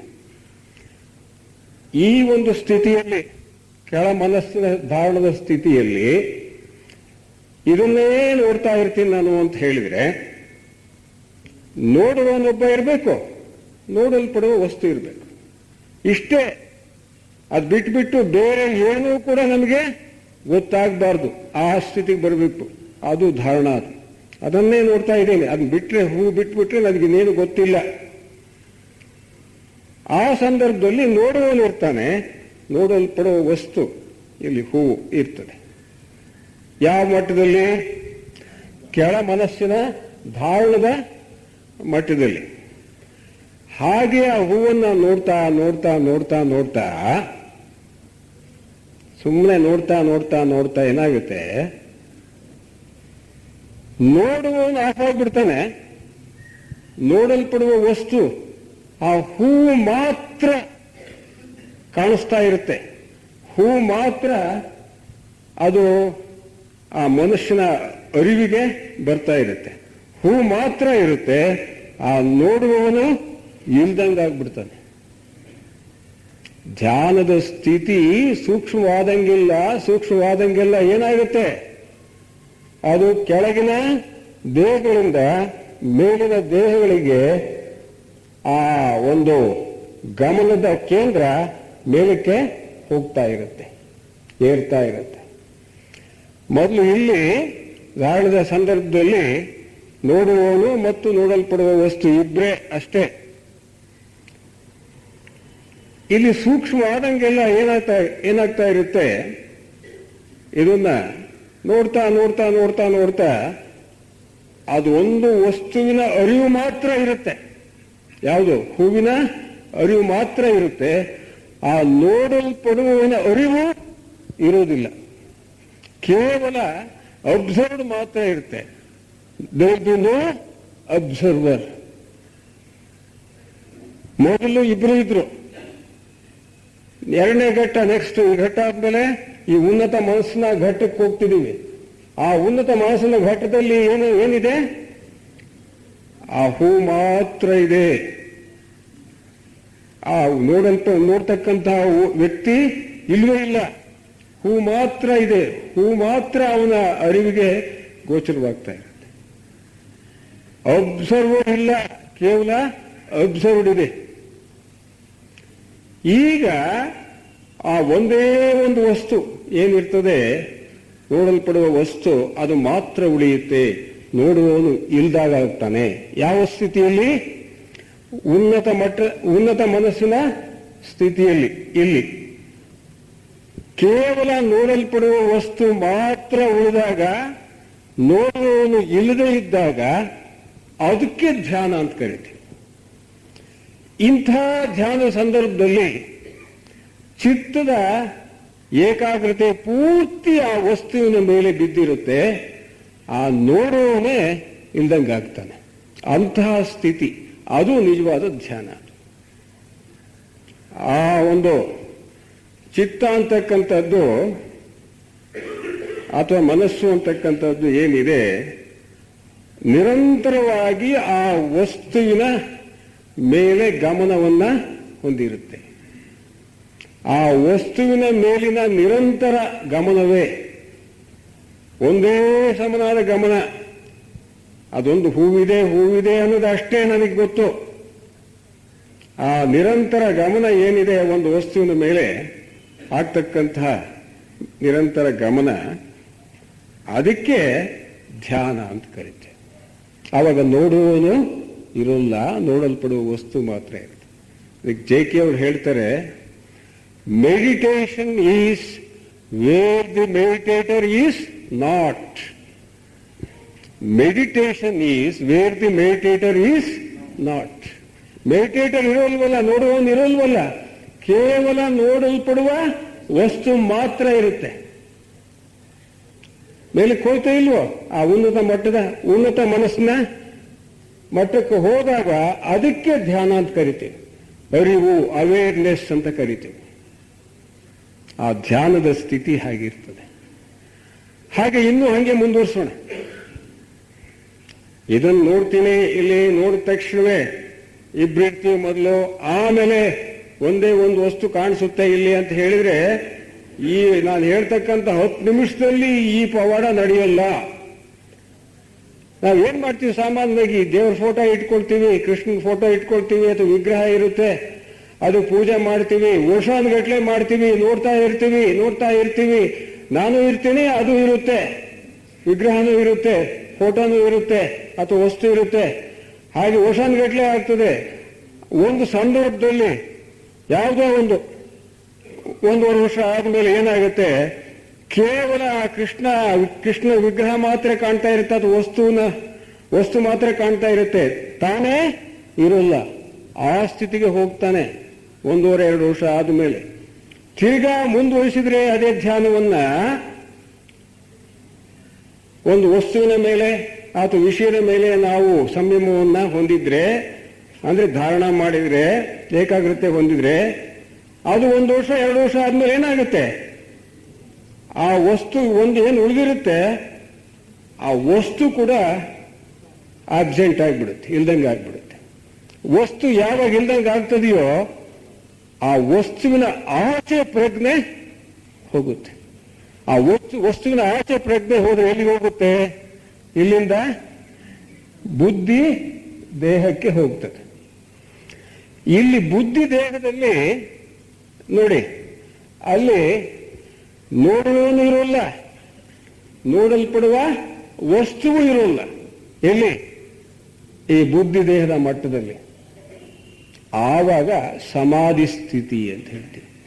ನೋಡುವವನು ಇರೋಲ್ಲ, ನೋಡಲ್ಪಡುವ ವಸ್ತುವು ಇರೋಲ್ಲ, ಇಬ್ರು ಇಲ್ಲದೆ ಇದ್ದಾಗ ಅದು ಸಮಾಧಿ ಸ್ಥಿತಿ.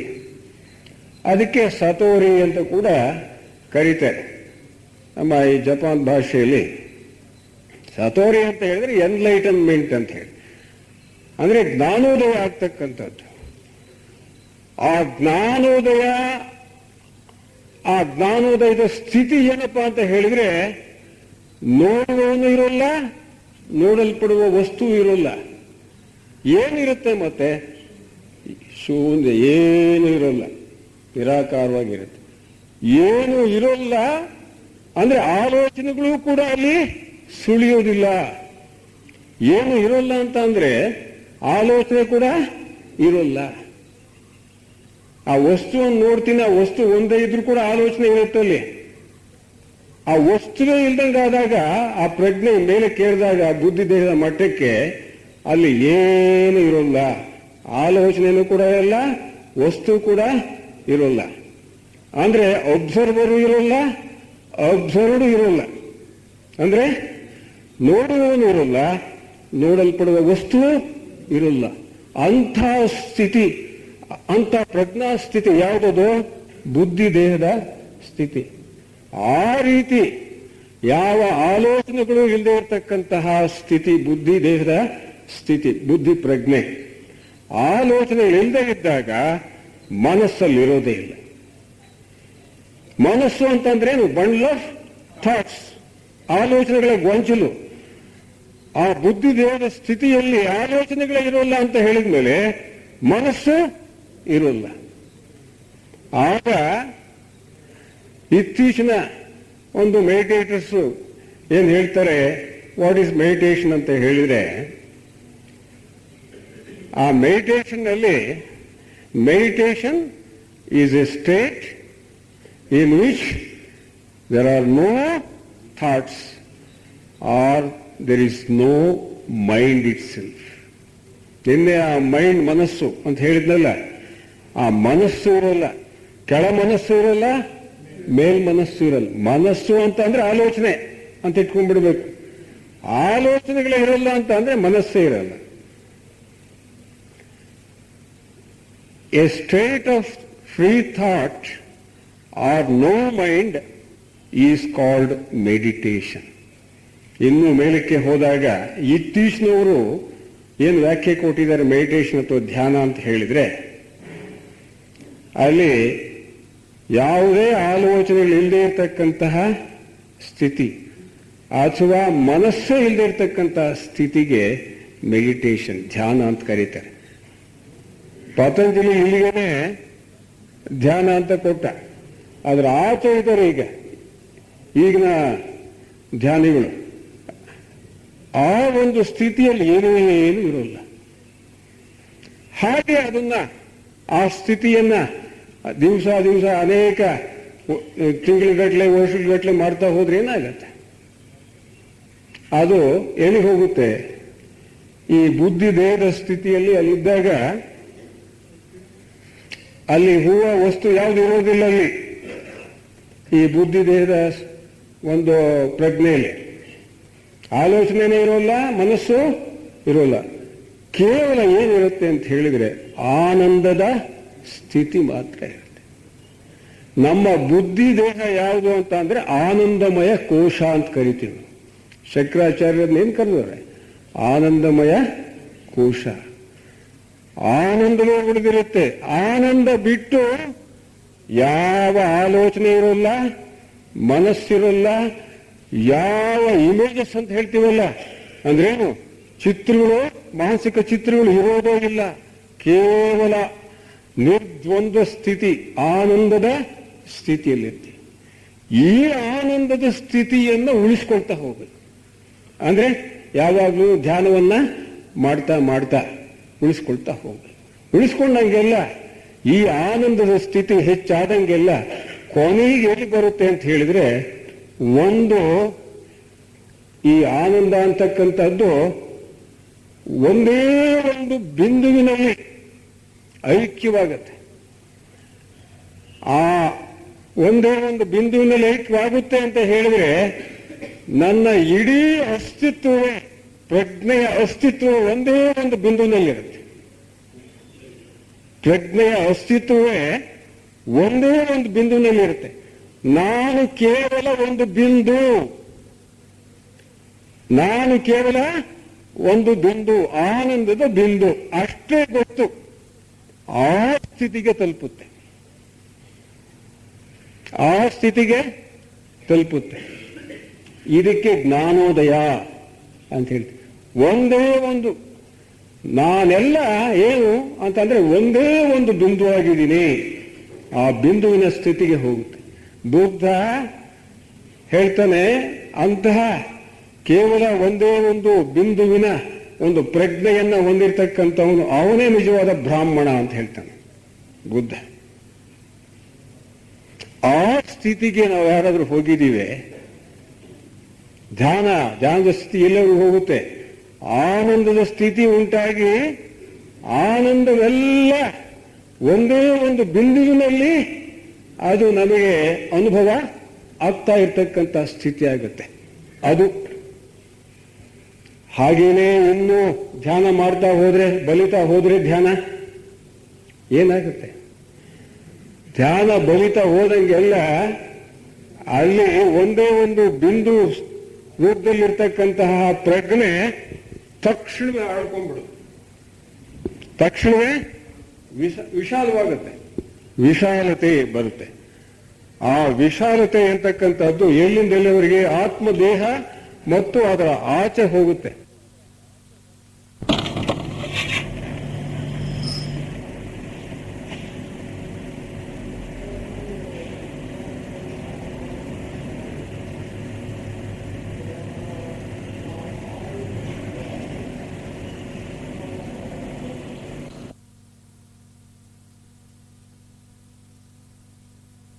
ಅವನಿಗೆ ಉಂಟಾಗುತ್ತೆ.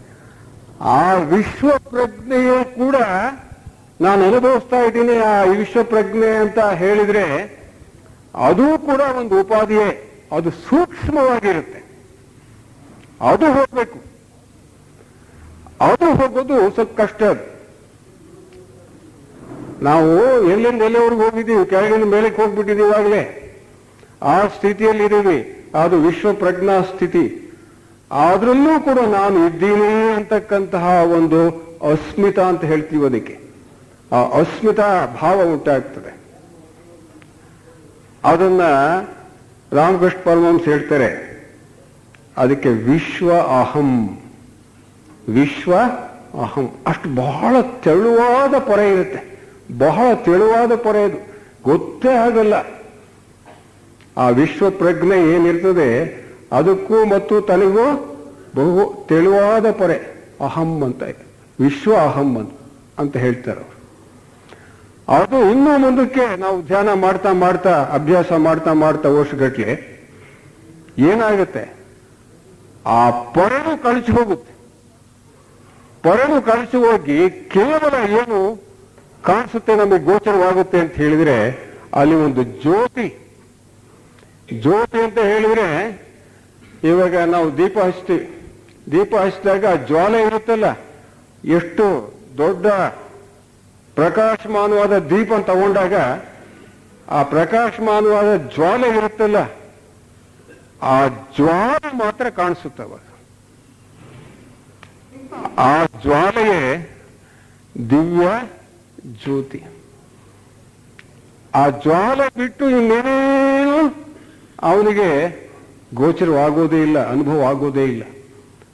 ಆ ಜ್ವಾಲೆಯೇ ಪುರುಷಾತ್ಮ ಜ್ಯೋತಿ. ಅದು ನಮ್ಮ ನಿಜವಾದ ಆತ್ಮ. ನಮ್ಮ ನಿಜವಾದ ಆತ್ಮ ಅಲ್ಲಿ ಸಿಗ್ತಾನೆ. ಇಲ್ಲಿಂದ ಅನೇಕ ನೂರಾರು ಜನ್ಮಗಳನ್ನ ನಾವು ಪ್ರಯತ್ನ ಮಾಡ್ತಾ ಮಾಡ್ತಾ ಮಾಡ್ತಾ ಧ್ಯಾನ ಮಾಡ್ತಾ ಮಾಡ್ತಾ ಮಾಡ್ತಾ ಕೊನೆಗೆ ಅದನ್ನು ನೋಡ್ತಾನವನು, ತನ್ನ ನಿಜ ಆತ್ಮವನ್ನ ನೋಡ್ತಾನೆ. ಅದಕ್ಕೆ ಆತ್ಮ ಸಾಕ್ಷಾತ್ಕಾರ. ಆತ್ಮ ಸಾಕ್ಷಾತ್ಕಾರ ಅಲ್ಲಾಗುತ್ತೆ, ಕೇವಲ ದಿವ್ಯ ಜ್ಯೋತಿಯನ್ನ ನೋಡ್ತಾನೆ. ಜ್ಯೋತಿ ಬೆಳಗುತ್ತಿದೆ, ಪರಂಜ್ಯೋತಿ ಬೆಳಗುತ್ತಿದೆ. ಮಾತು ಮನಗಳಿಂದ ಅತ್ತತ್ತ ಜ್ಯೋತಿ ಬೆಳಗುತ್ತಿದೆ. ಆ ಜ್ಯೋತಿಯನ್ನ ನೋಡ್ತಕ್ಕಂಥದ್ದೇ ನಮ್ಮ ಜೀವನದ ಉದ್ದೇಶ ಆಗಿರಬೇಕು. ಆ ಜ್ಯೋತಿ ನೋಡಿದಾಗ ಆ ವಿಶ್ವ ಪ್ರಜ್ಞೆ ಇರ್ತದೆ, ಆ ಸಚ್ಚಿತ್ ಆನಂದದ ಸ್ಥಿತಿ ಆವಾಗಲೇ ಉಂಟಾಗುತ್ತೆ. ಆ ಜ್ಯೋತಿ ಬಿಟ್ರೆ, ಆ ಪ್ರಖರವಾಗಿರ್ತಕ್ಕಂಥ ಬೆಳಕು ಏನಿರ್ತದೆ ಅದನ್ನು ಬಿಟ್ರೆ ನಮ್ಗಿನ್ನೇನು ಗೋಚರವಾಗಲ್ಲ. ಕೇವಲ ಆನಂದದ ಸ್ಥಿತಿಯಲ್ಲಿರ್ತೀವಿ, ಪರಮಾನಂದದ ಸ್ಥಿತಿಯಲ್ಲಿರ್ತೀವಿ. ಅಲ್ಲೇವರೆಗೂ ಹೋಗ್ಬೇಕು, ನಮ್ಮ ಪ್ರಜ್ಞೆ ಅಲ್ಲೇವರೆಗೂ ಹೋಗ್ಬೇಕು. ಇದನ್ನ ಅನೇಕ ನಾವು ಈಗಲಿಂದ ಸರಿಯಾಗಿ ಪ್ರಾರಂಭಿಸಿದ್ರೆ 10 ವರ್ಷಗಳು ಬೇಕು. Sincere efforts. ನಾವು ಬೇಕೋ ಬೇಡ ಅನ್ನೋ ರೀತಿಯಲ್ಲಿ ನಾವು ಧ್ಯಾನ ಮಾಡ್ತೀನಿ ಅಂತ ಕೂತ್ಕೊಂಡು ಅನೇಕ 50 ವರ್ಷ ಆದರೂ ಕೂಡ ಆಗೋದಿಲ್ಲ. ನಿಷ್ಠೆ ಇಲ್ಲದೆ ಹೋದ್ರೆ ಅದನ್ನು ನಿಷ್ಠೆಯಿಂದ ಇರಬೇಕು. ನಿಷ್ಠೆಯಿಂದ ನಾವು ಧ್ಯಾನವನ್ನ ಮಾಡಬೇಕು. ಕೊನೆಗೆ ಆತ್ಮ ಸಾಕ್ಷಾತ್ಕಾರವನ್ನ ಮಾಡ್ಕೋಬೇಕು. ಇಲ್ಲಿ ಬುದ್ಧಿ ದೇಹದ ಮಟ್ಟದಲ್ಲಿ ನಾವು ಏನಾದರೂ ಅಕೌಂಟ್ ಓಪನ್ ಮಾಡ್ತೀವಿ ಅಂತ ಹೇಳಿದ್ರೆ, ಧ್ಯಾನದಿಂದ ಅಕೌಂಟ್ ಓಪನ್ ಮಾಡಿದ ತಕ್ಷಣ ಏನಾಗುತ್ತೆ, ನಮಗೆ ತಕ್ಷಣವೇ ಮೊದಲೇ ದೀಕ್ಷೆ ಕೊಟ್ಬಿಡ್ತಾರೆ ನಮ್ಮ ಗುರುಗಳು. ಆಮೇಲೆ ಸ್ವಲ್ಪ ಅದರಲ್ಲಿ ಬರ್ತಾಗ 2ನೇ ದೀಕ್ಷೆ 3ನೇ ದೀಕ್ಷೆ ಹಿಂಗೆಲ್ಲ ಬರ್ತಾರೆ. ಇಲ್ಲಿ ಸಮಾಧಿ ಸ್ಥಿತಿ ಸತೋರಿ ಅಂತಂದ್ರೆ ಜ್ಞಾನೋದಯ ಆಗ್ತಕ್ಕಂಥದ್ದು ಒಂದು, ಸೆಲ್ಫ್ ನಾಲೆಡ್ಜ್ ಬರ್ತಕ್ಕಂಥದ್ದು ಒಂದು ಸ್ಥಿತಿ. ಅದು ಇನ್ನೂ ಮುಂದಕ್ಕೆ ನಾವು ಮಾಡ್ತಾ ಹೋದಂಗೆಲ್ಲ, ಧ್ಯಾನವನ್ನು ಅಭ್ಯಾಸ ಮಾಡ್ತಾ ಹೋದಂಗೆಲ್ಲ ಕೊನೆಗೇನಾಗುತ್ತೆ, ಪುರುಷಾತ್ಮ ಜ್ಯೋತಿಯನ್ನ ನಾವು ನೋಡ್ತೀವಿ, ಪರಂಜ್ಯೋತಿಯನ್ನ ನೋಡ್ತೀವಿ. ಆಗ ಆತ್ಮ ಸಾಕ್ಷಾತ್ಕಾರ, ಸೆಲ್ಫ್ ರಿಯಲೈಸೇಷನ್ ಆಗುತ್ತೆ. ಬುದ್ಧಿ ದೇಹದ ಮಟ್ಟದಲ್ಲಿ ಸೆಲ್ಫ್ ನಾಲೆಡ್ಜ್ ಬರುತ್ತೆ, ಆತ್ಮಜ್ಞಾನ ಉಂಟಾಗತ್ತೆ. ಅದು ಬೆಳೆದಾಗ, ಆತ್ಮನನ್ನೇ ನಾವು ದರ್ಶನ ಮಾಡಿದಾಗ ಅದು ಆತ್ಮ ದರ್ಶನವಾಗತ್ತೆ. ಅಂದ್ರೆ ಸೆಲ್ಫ್ ರಿಯಲೈಸೇಷನ್, ಆತ್ಮ ಸಾಕ್ಷಾತ್ಕಾರ ಆಗತ್ತೆ. ಜ್ಞಾನೋದಯ ಆದ ಮೇಲೆ ಆತ್ಮ ಸಾಕ್ಷಾತ್ಕಾರ ಆಗ್ತಕ್ಕಂಥದ್ದು. ಅಂದ್ರೆ ಸೆಲ್ಫ್ ನಾಲೆಡ್ಜ್ ಬಂದ ಮೇಲೆ ಸೆಲ್ಫ್ ರಿಯಲೈಸೇಷನ್ ಆಗತ್ತೆ. ಆವಾಗ ಏನಾಗುತ್ತೆ, ಆವಾಗ ನಾವು ಏನು ಒಂದು ಪೂರ್ತಿ ಯಾವ ಒಂದು ಪರಿಣಾಮ ಇಲ್ಲದೆ ಕೇವಲ ಜ್ಯೋತಿಯನ್ನು ನಾವು ಯಾವಾಗ ನೋಡ್ತೀವೋ ಆಗ ನಿರ್ಬೀಜ ಸಮಾಧಿ ಉಂಟಾಗುತ್ತೆ. ಈ ಕೆಳಗಡೆ ಇಲ್ಲಿಂದ ಹಿಡಿದು ಈ ಆತ್ಮ ದೇಹದವರೆಗೂ ಪ್ರಜ್ಞೆ ಬೆಳೆದಾಗಲೂ ಕೂಡ ಅದು ಕೇವಲ ಸಬೀಜ ಸಮಾಧಿ ಅಂತ ಕರೀತಾರೆ. ಬೀಜ ಇದ್ದೇ ಇರುತ್ತೆ, ಏನೋ ಒಂದು ಅಂಶ ನಮ್ಮಲ್ಲಿ ಗೋಚರವಾಗ್ತಲೇ ಇರುತ್ತೆ. ವಸ್ತು ಅಲ್ಲದೆ ಇದ್ರೂ ಕೂಡ ಅದು ಇನ್ನೊಂದು ರೀತಿಯಲ್ಲಿ ಆನಂದ ಅಂತಕ್ಕಂಥದ್ದು ನನಗೆ ಗೋಚರವಾಗ್ತಾ ಇದೆಯಾ, ಅನುಭವಿಸ್ತಾ ಇದೀನಿ ಅಂತಂದ್ರೆ ಆನಂದನೂ ಕೂಡ ಒಂದು ಅಸ್ಮಿತ, ಅಲ್ಲಿ ಒಂದು ತಡೆ ಇದೆ. ದಿವ್ಯ ಜ್ಯೋತಿ ನೋಡಿದ ಮೇಲೆ ಏನೇನು ಉಳಿಯೋದಿಲ್ಲ. ಅಂತಹ ಸ್ಥಿತಿಯನ್ನ, ಅಂತಹ ಒಂದು ಸಚ್ಚಿದಾನಂದ ಸ್ಥಿತಿಯನ್ನ ನಾವು ಈಗ ಈ ಸ್ಥಿತಿಯಲ್ಲಿ, ಈ ಪ್ರಜ್ಞಾ ಸ್ಥಿತಿಯಲ್ಲಿ ಊಹಿಸಲು ಸಾಧ್ಯವೇ ಇಲ್ಲ. ಅಂತಹ ಸ್ಥಿತಿ ಅದು. ಅಲ್ಲಿಗೆ ಹೋದ ಮೇಲೆ ಏನಾಗುತ್ತೆ, ಆ ಮನಸ್ಸು ಅಲ್ಲಿ ಹೋಗಿ ಅನೇಕ, ಅದು ಕೂಡ ಇನ್ನೂ ಚೆನ್ನಾಗಿ ಬೆಳಿಬೇಕದು. ಬೆಳೆದಾಗ ಅದು ಒಂದು ನಿಮಿಷ ಮೊದಲು ಒಂದು ನಿಮಿಷ ಕಾಣಿಸ್ಬೋದು, ಆಮೇಲೆ ಒಂದು ಗಂಟೆ ಅಭ್ಯಾಸ ಮಾಡ್ದಂಗೆಲ್ಲ, ಆಮೇಲೆ ಒಂದು ದಿವಸ, 2 ದಿವಸ, 3 ದಿವಸ ಅದೇ ಒಂದು ಆ ದಿವ್ಯ ಜ್ಯೋತಿಯ ಸನ್ನಿಧಿಯಲ್ಲಿ ದಿನಗಟ್ಟಲೆ ಅಥವಾ ತಿಂಗಳಗಟ್ಟಲೆ ಇರ್ತಾರೆ ಅನೇಕ ಜನ. ಆ ಸ್ಥಿತಿಗೆ ಹೋಗ್ಬೇಕು, ಚೆನ್ನಾಗಿ ಬಲಿಬೇಕು. ಆ ದಿವ್ಯ ಜ್ಯೋತಿಯನ್ನ ನೋಡಿದ್ದು ಸದಾ ನೋಡ್ತಾ ಇರಬೇಕು. ಹಾಗೆ ನೋಡ್ತಾ ಇದ್ರೆ ದುಃಖ ನಿವಾರಣೆ ಶಾಶ್ವತವಾಗಿ ಆಗಿ ಹೋಗುತ್ತೆ.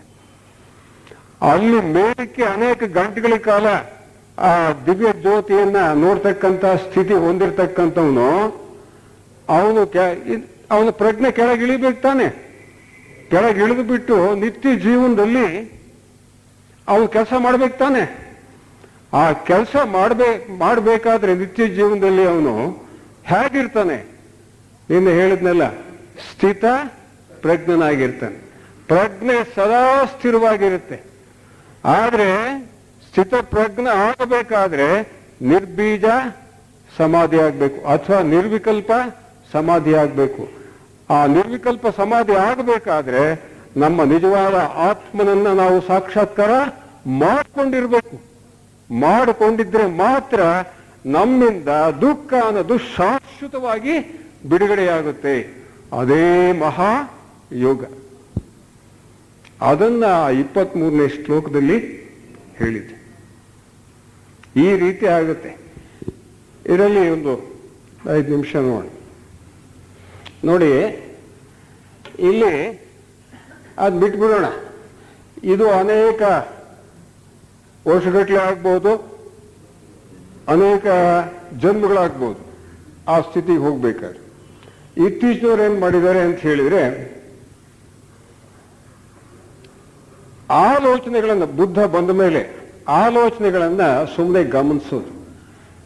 ಇದೆಲ್ಲ ವಸ್ತು ಅಥವಾ ವಿಗ್ರಹ ಅಥವಾ ಜಪ ಅಥವಾ ಮಂತ್ರ ಹೇಳ್ಕೊಂಡು ಹೋಗ್ತಕ್ಕಂಥದ್ದು ಇದೆಲ್ಲ. ಅಲ್ಲಿ ಮುಟ್ಟಬೇಕಾದ್ರೆ ಅದು ಎಷ್ಟೋ 100 ಜನ್ಮ ಆಗ್ಬೋದು. ಆದ್ರೆ ಅಲ್ಲಿ ಮೇಲಕ್ಕೆ ಮುಟ್ಟೋದಕ್ಕೆ ಸುಲಭವಾದ ಒಂದು ಮಾರ್ಗವನ್ನು ಹೇಳ್ಕೊಟ್ಟಿದ್ದಾರೆ ಬುದ್ಧ ಬಂದ ಮೇಲೆ. ಚಿತ್ತಾನುಪಶ್ಯನ ಅಂತ ಹೇಳಿ, ಚಿತ್ತವನ್ನ ನೋಡ್ತಕ್ಕಂಥದ್ದು. ವೇದನಾನುಪಶ್ಯನ, ಸಂವೇದಗಳನ್ನ ನೋಡ್ತಕ್ಕಂಥದ್ದು. ಅದಾದ್ಮೇಲೆ ಬರ್ತಕ್ಕಂಥದ್ದು ಚಿತ್ತಾನುಪಶ್ಯನ, ಅಂದ್ರೆ ಆಲೋಚನೆಗಳನ್ನು ನೋಡ್ತಕ್ಕಂಥದ್ದು. ಚಿತ್ತ ಅಂತಂದ್ರೆ ಆಲೋಚನೆ ತಾನೆ. ಆಲೋಚನೆಗಳನ್ನು ನೋಡ್ಬೇಕು. ಕಣ್ಣು ಮುಚ್ಕೊಂಡು ಆಲೋಚನೆಗಳನ್ನು ಬರ್ತಾವಲ್ಲ, ಆಲೋಚನೆ, ಆ ಆಲೋಚನೆಗಳನ್ನು ಗಮನಿಸ್ತಾ ಇರಬೇಕು. ಅದನ್ನ ಅನೇಕ ಸತಿ ನಮ್ಮ ಸಿಟಿ ಲಾಡ್ಜವರಿಗೆ ನಾನು ಪ್ರಾಕ್ಟೀಸು ಮಾಡಿಸಿದ್ದೀನಿ. ಬೇರೆಯವರು ಕೂಡ ಆ ಸಂದರ್ಭ ಬಂದಾಗ ನೋಡೋಣ. ಸುಮ್ಮನೆ ಕೂತ್ಕೊಂಡು ಆಲೋಚನೆಗಳನ್ನು ನೋಡ್ತಾ ಇದ್ರೆ ಏನಾಗುತ್ತೆ? ಆಲೋಚನೆಗಳು ಅಂತ ಅಂದ್ರೆ ಇವು ಆಲೋಚನೆಗಳು ನಾವು ಗಮನಿಸೋದಕ್ಕಿಂತ ಮುಂಚೆ ಅಸ್ತವ್ಯಸ್ತವಾಗಿರ್ತವೆ ಆಲೋಚನೆಗಳು. ಪ್ರತಿಯೊಂದು ಆರಾಮಕ್ಕೂ ಒಂದೊಂದು ಆಲೋಚನೆ ಅಸ್ವಸ್ಥವಾಗಿರ್ತವೆ. ಆಲೋಚನೆ ನೋಡೋದಕ್ಕೆ ಪ್ರಾರಂಭ ಮಾಡಿದ್ವಿ ಅಂದ ತಕ್ಷಣವೇ ಏನಾಗುತ್ತೆ? ಆ ಆಲೋಚನೆಗಳು ಒಂದು ಕ್ರಮಬದ್ಧವಾಗಿ ಮುಂದುವರಿತವೆ. ಕ್ರಮಬದ್ಧವಾಗಿ ಆಲೋಚನೆಗಳು ಚಲಿಸ್ತವೆ. ಆಮೇಲೆ ಹಾಗೆ ನೋಡ್ತಾ ಹೋದ್ರೆ, ಅಂದ್ರೆ ಆಲೋಚನೆಗಳನ್ನ ನೋಡ್ತಕ್ಕಂತಹ ಒಂದು ನಮಗೆ ಅಭ್ಯಾಸ ಬಂತು ಅಂತ ಹೇಳಿದ್ರೆ, ಆವಾಗ ಏನಾಗ್ತದೆ? ಬರ್ತಾ ಬರ್ತಾ ಆಲೋಚನೆಗಳ ಸಂಖ್ಯೆ ಕಡಿಮೆ ಆಗುತ್ತೆ. ಆಲೋಚನೆಗಳ ಸಂಖ್ಯೆ ಕಡಿಮೆ ಆಗುತ್ತೆ. ಇದು ಈ ಒಂದು ಕೆಳ ಮನಸ್ಸಿನ ಮೇಲ್ಭಾಗ. ಇದು ಕೆಳ ಮನಸ್ಸಿನ ಕೆಳಭಾಗ ಆದ್ರೆ ಆಲೋಚನೆಗಳ ಸಂಖ್ಯೆ ಕಡಿಮೆ ಆಗೋದು ಕೆಳ ಮನಸ್ಸಿನ ಮೇಲ್ಭಾಗ. ಇನ್ನೂ ನಾವು ಧ್ಯಾನವನ್ನ, ಅಂದ್ರೆ ಆಲೋಚನೆಗಳನ್ನು ಗಮನಿಸ್ತಕ್ಕಂಥ ಧ್ಯಾನವನ್ನ ಅಭ್ಯಾಸ ಮಾಡ್ತಾ ಹೋದ್ರೆ ಏನಾಗುತ್ತೆ? ಇನ್ನೂ ಬಂತಂಗೆಲ್ಲ ಆಲೋಚನೆಗಳ ಸಂಖ್ಯೆ ಇನ್ನೂ ಕಡಿಮೆ ಆಗುತ್ತೆ. ಇನ್ನೂ ಹಾಗೇನೆ ನಾವು ನೋಡ್ತಾ ಹೋದ್ರೆ ಇನ್ನೂ ಕಡಿಮೆ ಆಗುತ್ತೆ ಅಂತಂದ್ರೆ ಆಲೋಚನೆಗಳು ಧಾರಾಕಾರವಾಗಿ ಒಂದೇ ಸಮನೆ ಹೇಳ್ತಾ ಇರ್ತವೆ. ಈಗ ನಮ್ಮ ಮನಸ್ಸು ಏನು ಗಾಳಿಯಲ್ಲಿ ಇರ್ತಕ್ಕಂತಹ ಜಾಗದಲ್ಲಿ ದೀಪವನ್ನು ಇಟ್ಟರೆ ಆ ಜ್ವಾಲೆ ಹೇಗೆ ಪ್ರಖರವಾಗಿ ಒಂದೇ ಸಮನೆ ಉರಿದದೆಯೋ ಹಾಗೆ ಈ ಸ್ಥಿತಿ. ಯಾವಾಗ ಆ ಉನ್ನತ ಮನಸ್ಸಿಗೆ ಹೋಗ್ತೀವಿ, ಉನ್ನತ ಮನಸ್ಸಿಗೆ ಹೋದಾಗ ಆ ಒಂದು ಜ್ವಾಲೆ ಪ್ರಖರವಾಗಿ ಒಂದೇ ಸಮನೆ ಉರಿತಕ್ಕಂತಹ ರೀತಿಯಲ್ಲಿ ಆಲೋಚನೆಗಳು ಒಂದೇ ಸಮನೆ ಹೋಗ್ತಾ ಇರ್ತವೆ, ಒಂದೇ ಸಮನೆ ಒಂದೇ ನೇರದಲ್ಲಿ ಹೋಗ್ತಾ ಇರ್ತವೆ. ಆ ಸ್ಥಿತಿ ಬರ್ತದೆ, ಆ ಪ್ರಜ್ಞಾ ಸ್ಥಿತಿ ಬರುತ್ತೆ. ಇನ್ನೂ ಮುಂದುವರಿಸಿದ್ರೆ ಧ್ಯಾನವನ್ನ ಆಲೋಚನೆಗಳು ಇನ್ನೂ ಕಡಿಮೆ ಆಗ್ತವೆ. ಇಲ್ಲಿ ಉದಾಹರಣೆಗೆ 2 ಆಲೋಚನೆ, ಈ 2 ಆಲೋಚನೆಗಳ ನಡುವೆ ಒಂದು ಜಾಗ ಉಳಿತು, ಇದು ಶೂನ್ಯ. ಆಲೋಚನೆಗಳು ಈ ಶೂನ್ಯದಲ್ಲಿ ಇರೋಲ್ಲ. ಅಂದ್ರೆ ಒಂದು ಆಲೋಚನೆ ಹೋದ ಮೇಲೆ ಇನ್ನೊಂದು ಆಲೋಚನೆ ಬರೋದಕ್ಕೆ ಟೈಮು ತಗೊಳುತ್ತೆ. ಒಂದು 10 ಸೆಕೆಂಡೋ ಅಥವಾ 1 ನಿಮಿಷನೋ ತಗೊಳುತ್ತೆ. ಒಂದು ಆಲೋಚನೆ ಹೋದ್ಮೇಲೆ ಇನ್ನೊಂದು ಆಲೋಚನೆ ಬರೋದಕ್ಕೆ 1 ನಿಮಿಷ ತಗೊಳುತ್ತೆ ಅಂತ ಹೇಳಿದ್ರೆ, ಆ ನಿಮಿಷ ಏನಿದೆ ಆ ನಿಮಿಷದಲ್ಲಿ ಶೂನ್ಯ ಸ್ಥಿತಿ ಇರ್ತದೆ. ಶೂನ್ಯ ಸ್ಥಿತಿ ಅಂತಕ್ಕಂಥದ್ದು ಇದು ಬಲವಾಯಿತು ಅಂತ ಹೇಳಿದ್ರೆ ಆವಾಗ ಪೂರ್ತಿಯಾಗಿ ನಾವು ಬುದ್ಧಿ ದೇಹದ ಮಟ್ಟಕ್ಕೆ ಹೋದಾಗ ಏನಾಗುತ್ತೆ, ಅಲ್ಲಿ ಆಲೋಚನೆಗಳೇ ಇರೋದಿಲ್ಲ, ಆಲೋಚನೆಗಳೇ ಇರೋಲ್ಲ. ಅಲ್ಲಿ ಆಲೋಚನೆಗಳೇ ಇರೋಲ್ಲ ಅಂತಂದ್ರೆ ಮನಸ್ಸೇ ಇರೋಲ್ಲ. ಮನಸ್ಸಿರೋಲ್ಲ ಅಂತ ಅಂದ್ರೆ ಅವನಿಗೆ ಆ ಒಂದು ವಿಶ್ವ ಪ್ರಜ್ಞೆ ಅವನಿಗೆ ಸಮೀಪಿಸ್ತಾ ಇದೆ ಅಂತ ಹೇಳಿ. ಈ ಆಲೋಚನೆಗಳು ಯಾವಾಗ ಇರೋದಿಲ್ವೋ ಅವನಿಗೆ ಆನಂದದ ಸ್ಥಿತಿ ಉಂಟಾಗುತ್ತೆ ಈ ಬುದ್ಧಿ ದೇಹದ ಮಟ್ಟದಲ್ಲಿ. ಧ್ಯೋಯೋನ ಪ್ರಚೋದಯಾತ್ ಅಂತ ಹೇಳಿ ಏನೋ ಒಂದು ನಾವು ಹೇಳ್ತೀವಿ, ಸೂರ್ಯನಿಗೆ ಮೊರೆ ಹೋಗ್ತೀವಿ. ಆ ಧ್ಯೇಯನ್ನ ಪ್ರಚೋದನೆ ಮಾಡುವಂತ ಅಂದ್ರೆ ಇದು ಆ ಧ್ಯೇಯನ್ನ ಪ್ರಚೋದನೆ ಮಾಡಿದಾಗ ಉಂಟಾಗ್ತಕ್ಕಂತಹ ಸ್ಥಿತಿ ಧ್ಯಾನದ ಸ್ಥಿತಿ, ಆಲೋಚನಾ ರಹಿತ ಸ್ಥಿತಿ, ಕೇವಲ ಆನಂದದ ಸ್ಥಿತಿ, ದ್ವಂದ್ವಾತೀತ ಸ್ಥಿತಿ, ನಿರ್ಗುಣ ಸ್ಥಿತಿ. 3 ಗುಣಗಳು ಅಲ್ಲಿರೋಲ್ಲ. ಯಾಕೆ? ಆಲೋಚನೆ ಇರೋಲ್ಲ ಅಂತ ಹೇಳಿದ್ಮೇಲೆ ಅಲ್ಲಿ ಆಲೋಚನೆ ಜೊತೆಗೆ 3 ಗುಣಗಳು ಹೊರಟೋಗ್ಬಿಡ್ತವೆ. ಅಲ್ಲಿ ಆಲೋಚನೆ ಇರೋಲ್ಲ ಅಂತ ಅಂದ್ರೆ ಗುಣಗಳು ಇರೋಲ್ಲ. ಇಲ್ಲಿ ತ್ರಿಗುಣಾತೀತ ಸ್ಥಿತಿಗೆ ಬರ್ತೀವಿ ನಾವು, ಈ ಬುದ್ಧಿ ದೇಹದ ಸ್ಥಿತಿ. ಇದನ್ನ ಮೊದಲು ಚೆನ್ನಾಗಿ ಬರಂಗ್ ಮಾಡ್ಕೋಬೇಕು, ಗಳಿಸ್ಬೇಕು. ಅದಾದ ಮೇಲೆ ನೆಕ್ಸ್ಟ್ ಆತ್ಮದೇಹ ಪ್ರಜ್ಞೆ ನಮಗೆ ತಾನಾಗಿ ಬರುತ್ತೆ. ಅದಾದ ಮೇಲೆ ನಾವು ದಿವ್ಯ ಜ್ಯೋತಿಯನ್ನ ನೋಡಲು ಸಾಧ್ಯವಾಗುತ್ತೆ. ಆ ದಿವ್ಯ ಜ್ಯೋತಿ ಅನ್ನೋದು ನಮ್ಮ ಮ್ಯಾಗಝೈನ್ ಇದೆಯಲ್ಲ, ಆ ಮ್ಯಾಗಝೈನ್ಗೆ ಇದೇ ಒಂದು ಅರ್ಥ ಬರೋದಕ್ಕೆ ಅರ್ಥ ಬರಂಗೆ ಇಟ್ಟಿದ್ದೀವಿ ನಾವು. ಏನು? ದಿವ್ಯ ಜ್ಯೋತಿ. ದಿವ್ಯ ಜ್ಯೋತಿ ಯಾರು ಅಲ್ಲ, ನಮ್ಮ ನಿಜವಾದ ಆತ್ಮ, ಪುರುಷಾತ್ಮ. ಇದು ಧ್ಯಾನದ ಸ್ಥಿತಿ. ಈ ಸ್ಥಿತಿಗೆ ಬಂದ ಮೇಲೆ ದುಃಖ ಮನಸ್ಸಿನಿಂದ ಶಾಶ್ವತವಾಗಿ ಬಿಡುಗಡೆಯಾಗುತ್ತೆ. ಶಾಶ್ವತವಾಗಿ ಬಿಡುಗಡೆ ಆದಾಗ ಅವನು ಆ ಸ್ಥಿತಿಗೆ ಹೋಗಿ ಆತ್ಮ ಸಾಕ್ಷಾತ್ಕಾರ ಮಾಡಿಕೊಂಡಿರ್ತಕ್ಕಂಥ ಅವನು ಕೆಳಗಿಳಿದರೂ ಕೂಡ ಆ ವ್ಯವಹಾರದಲ್ಲಿ ಸ್ಥಿತಪ್ರಜ್ಞನಾಗಿ ಉಳಿತಾನೆ. ಇಲ್ಲ ಅಂತ ಅಂದ್ರೆ ಸಾಧ್ಯವೇ ಇಲ್ಲ. ಸ್ಥಿತಪ್ರಜ್ಞ ಅನ್ನೋದ್ರ ಅರ್ಥ ಈಗ ತಮ್ಗೆ ಗೊತ್ತಾಗಿರ್ಬೋದು. ನಿರ್ಬೀಜ ಸ್ಥಿತಿಗೆ ಹೋಗಿ ಅಲ್ಲೂ ಕೂಡ ಚೆನ್ನಾಗಿ ಗಂಟೆಗಟ್ಟಲೆ ಇರಬೇಕು, ಆ ಸ್ಥಿತಿಯಲ್ಲಿ ಇರಬೇಕು. ಇದು ಆ ಧ್ಯಾನದ ಸ್ಥಿತಿ, ಆನಂದದ ಸ್ಥಿತಿ ಮತ್ತು ದುಃಖ ಮನಸ್ಸಿಂದ ಶಾಶ್ವತವಾಗಿ ಬಿಡುಗಡೆಯಾಗುವ ಯೋಗದ ಸ್ಥಿತಿ.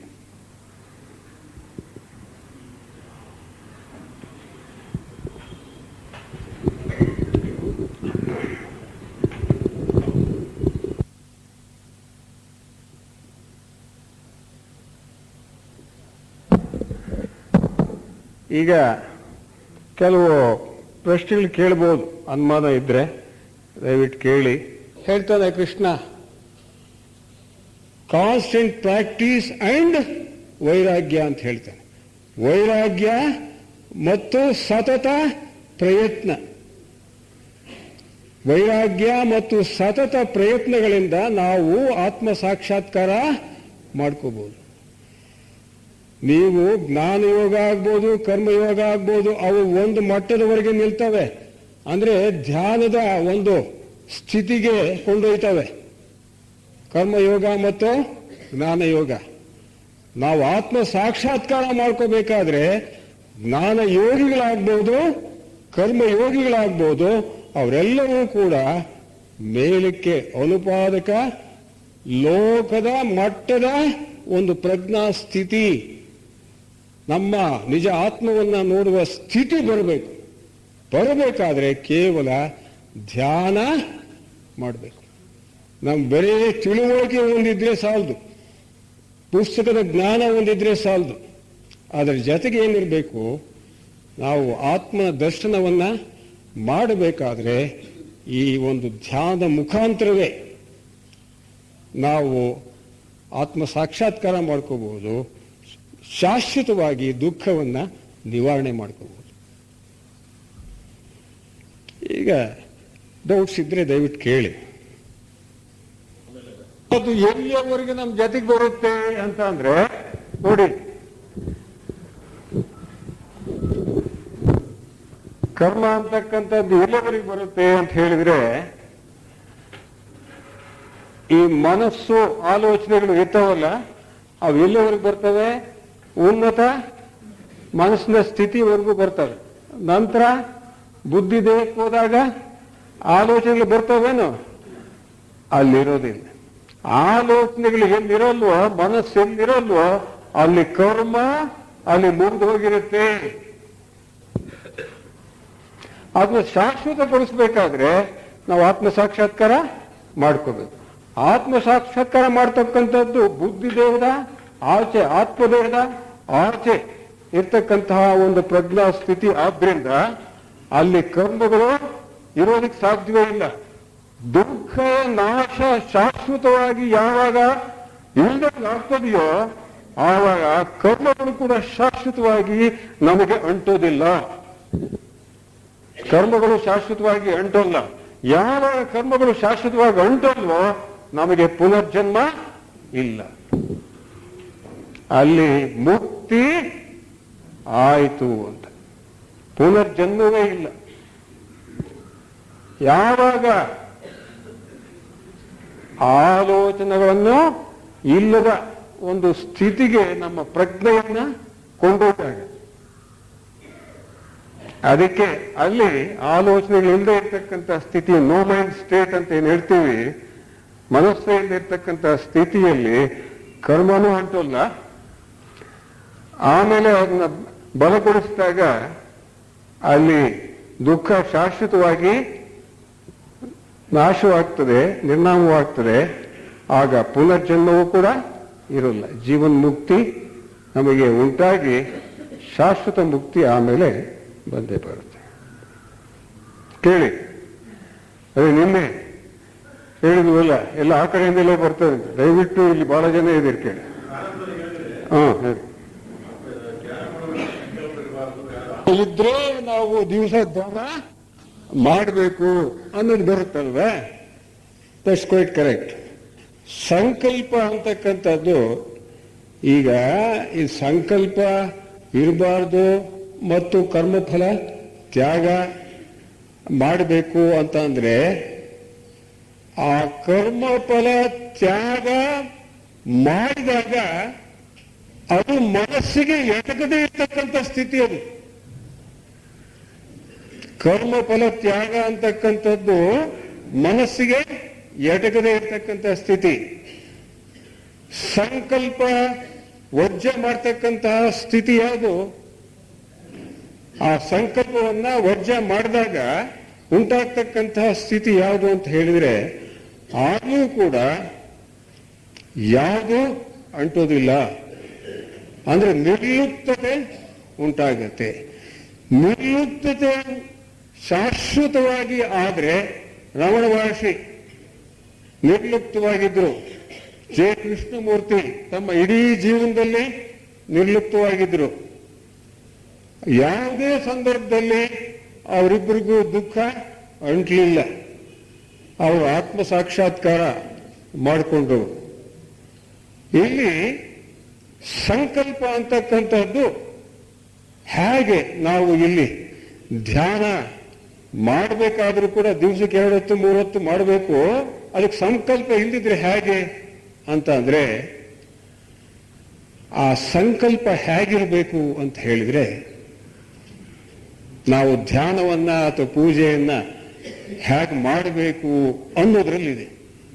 ಬಸವಣ್ಣವ್ರು ಹೇಳ್ತಾರೆ, ಮಾಡುವಂತಿರಬೇಕು, ಮಾಡದಂತಿರಬೇಕು. ಮಾಡುವ ಮಾಡದೊಳಗೆ ತಾನು ಇಲ್ಲದಂತಿರಬೇಕು. ತಾನು ಅಂದ್ರೇನು? ಅಹಂ ಇಲ್ದಂಗೆ ಇರಬೇಕು. ಸಂಕಲ್ಪ ಇರಲಿ, ಆದರೆ ಅಹಂ ಇರಬಾರ್ದು. ನಾನು ಧ್ಯಾನ ಕೂತ್ಕೊಳ್ತೀನಪ್ಪ ದಿವಸ ಬೆಳಿಗ್ಗೆ 6 ಗಂಟೆಯಿಂದ 7 ಗಂಟೆವರೆಗೂ, ರಾತ್ರಿ 8 ಗಂಟೆಯಿಂದ 9 ಗಂಟೆವರೆಗೂ ಕೂತ್ಕೊಳ್ತೀವಿ ಅಂತ ನಾನು ದಿವಸ ಮಾಡ್ತಾ ಇರ್ತೀನಿ. ಯಾವುದೋ ಒಂದು ಸಂದರ್ಭದಲ್ಲಿ 7 ಗಂಟೆಯಿಂದ 8 ಗಂಟೆವರೆಗೆ ಧ್ಯಾನ ಮಾಡೋಕ್ಕಾಗಲಿಲ್ಲ. ಬಂದ್ಬಿಟ್ಟು ಚಟ್ಪಟಾಯಿಸಬಾರ್ದು, ಅಯ್ಯೋ ನಾನು ಧ್ಯಾನ ಮಾಡ್ಲಿಲ್ವೇ, ಇವತ್ತು ಧ್ಯಾನ ಮಾಡ್ಲಿಲ್ವೇ ಅಂದ್ಕೋಬಾರ್ದು. ಹೋಯ್ತು ಅಷ್ಟೇನೆ, ನಾಳೆ ಸುಮ್ಮನೆ ಮಾಡಿದ್ರಾಯ್ತು. ಸುಮ್ಮನೆ ಮಾಡಬೇಕು. ಏನಾದ್ರೂ ನಾನು ಮಾಡ್ತೀನಿ ಅಂತ ಅಂದ್ರೆ ಅಹಂ ಆಗ್ಲೇ ವಿಜೃಂಭಿಸುತ್ತೆ, ನಾನು ಮಾಡ್ತಾ ಇದ್ದೀನಿ ಅಂತ ಹೇಳ್ತದ್ದು.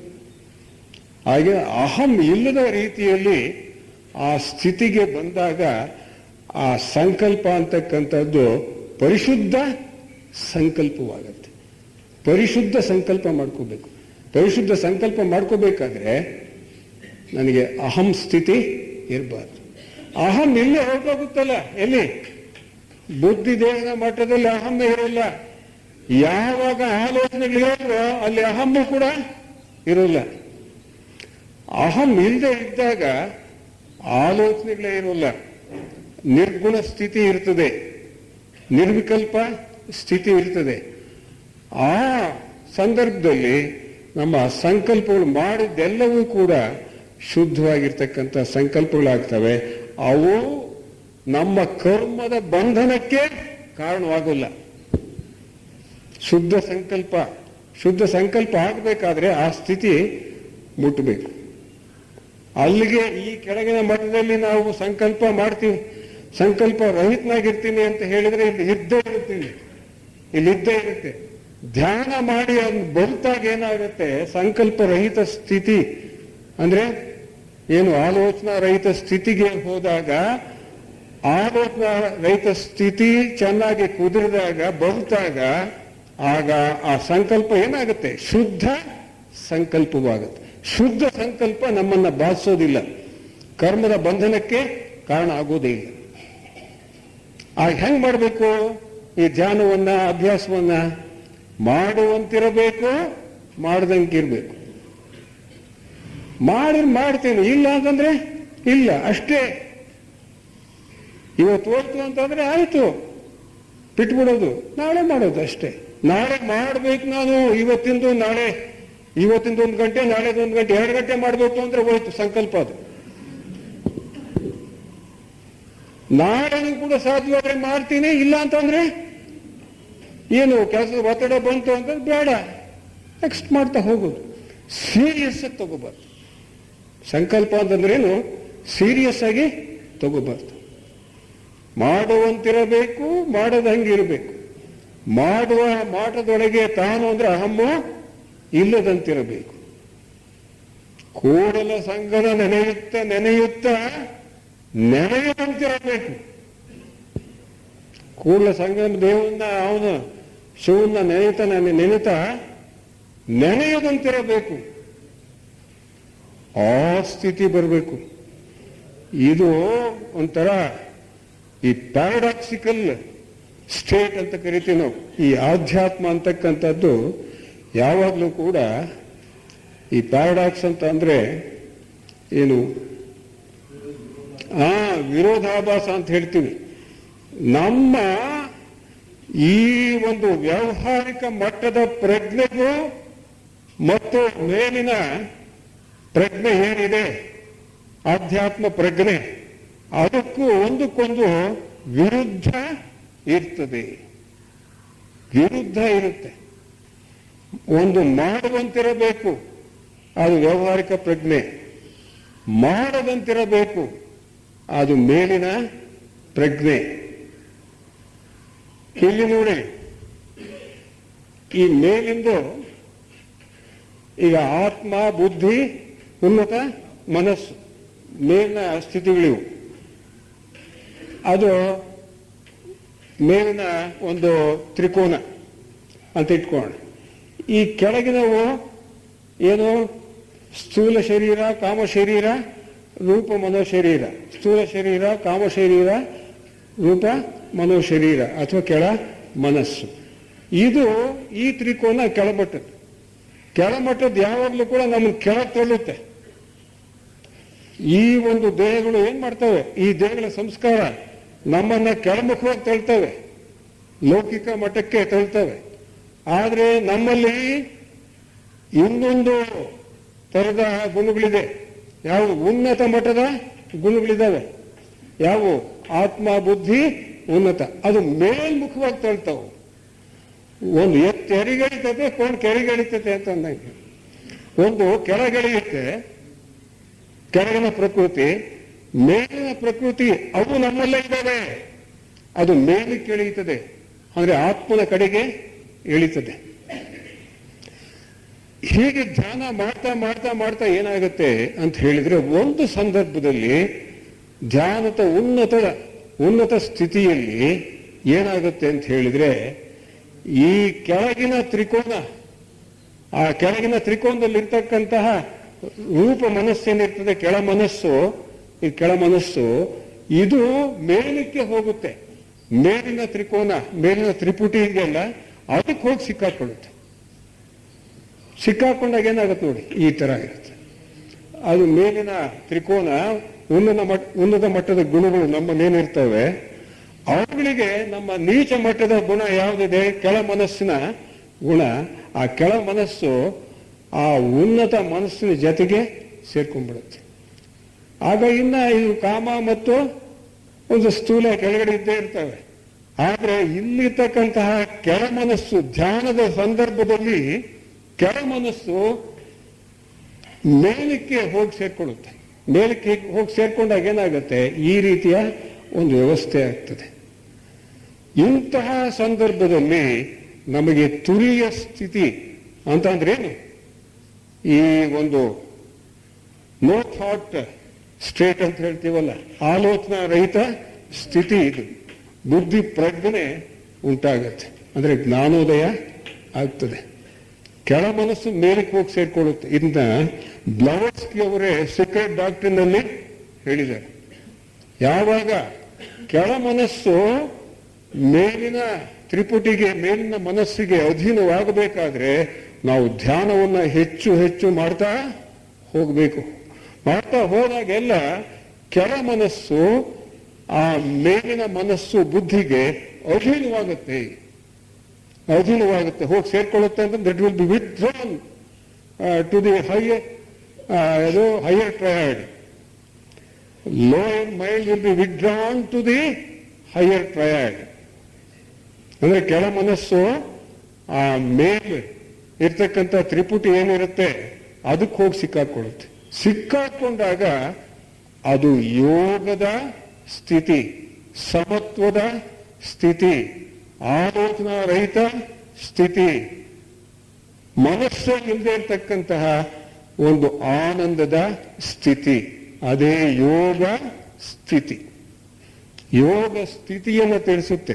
ನಮ್ಮಲ್ಲಿ ಈ ತರ ಚಿಹ್ನೆ, ನಮ್ಮ ಥಿಯಾಸಫಿಕಲ್ ಸೊಸೈಟಿ ಚಿಹ್ನೆಯಲ್ಲಿ ಸುತ್ತ ಹಾವಿದೆ, ಮಧ್ಯದಲ್ಲಿ ಏನಿದೆ? ಈ ಚಿಹ್ನೆ ಇದೆ. ಎರಡು ಇನ್ವರ್ಟೆಡ್ ಟ್ರಯಾಂಗಲ್ಸ್ ಒಂದಕ್ಕೊಂದು ಸೇರ್ಕೊಂಡ್ಬಿಟ್ಟಿದ್ದಾವೆ, ತ್ರಿಕೋನಗಳು ಇದಿದೆ. ಈ ಸ್ಥಿತಿ ಏನನ್ನ ತಿಳಿಸುತ್ತೆ? ನಮ್ಮ ಯೋಗದ ಸ್ಥಿತಿಯನ್ನ ತಿಳಿಸುತ್ತೆ, ಆಲೋಚನಾ ರಹಿತ ಸ್ಥಿತಿಯನ್ನ ತಿಳಿಸುತ್ತೆ, ಆನಂದದ ಸ್ಥಿತಿಯನ್ನ ತಿಳಿಸುತ್ತೆ. ಅದಕ್ಕೆ ನಮ್ಮ ಚಿಹ್ನೆಯಲ್ಲಿ ಈ ಒಂದು ಚಿಹ್ನೆ ಇರೋದು. ಕೇಳಿ, ಇನ್ನ ಒಂದು ಪ್ರಶ್ನೆ, ಒಂದು 5 ನಿಮಿಷ ಇದೆ, ಕೇಳಿ. ಸ್ವಲ್ಪ ಕೇಳಿದಂಗೆಲ್ಲ ಕ್ಲಿಯರ್ ಆಗುತ್ತೆ. ಹೇಳಿ ಸರ್.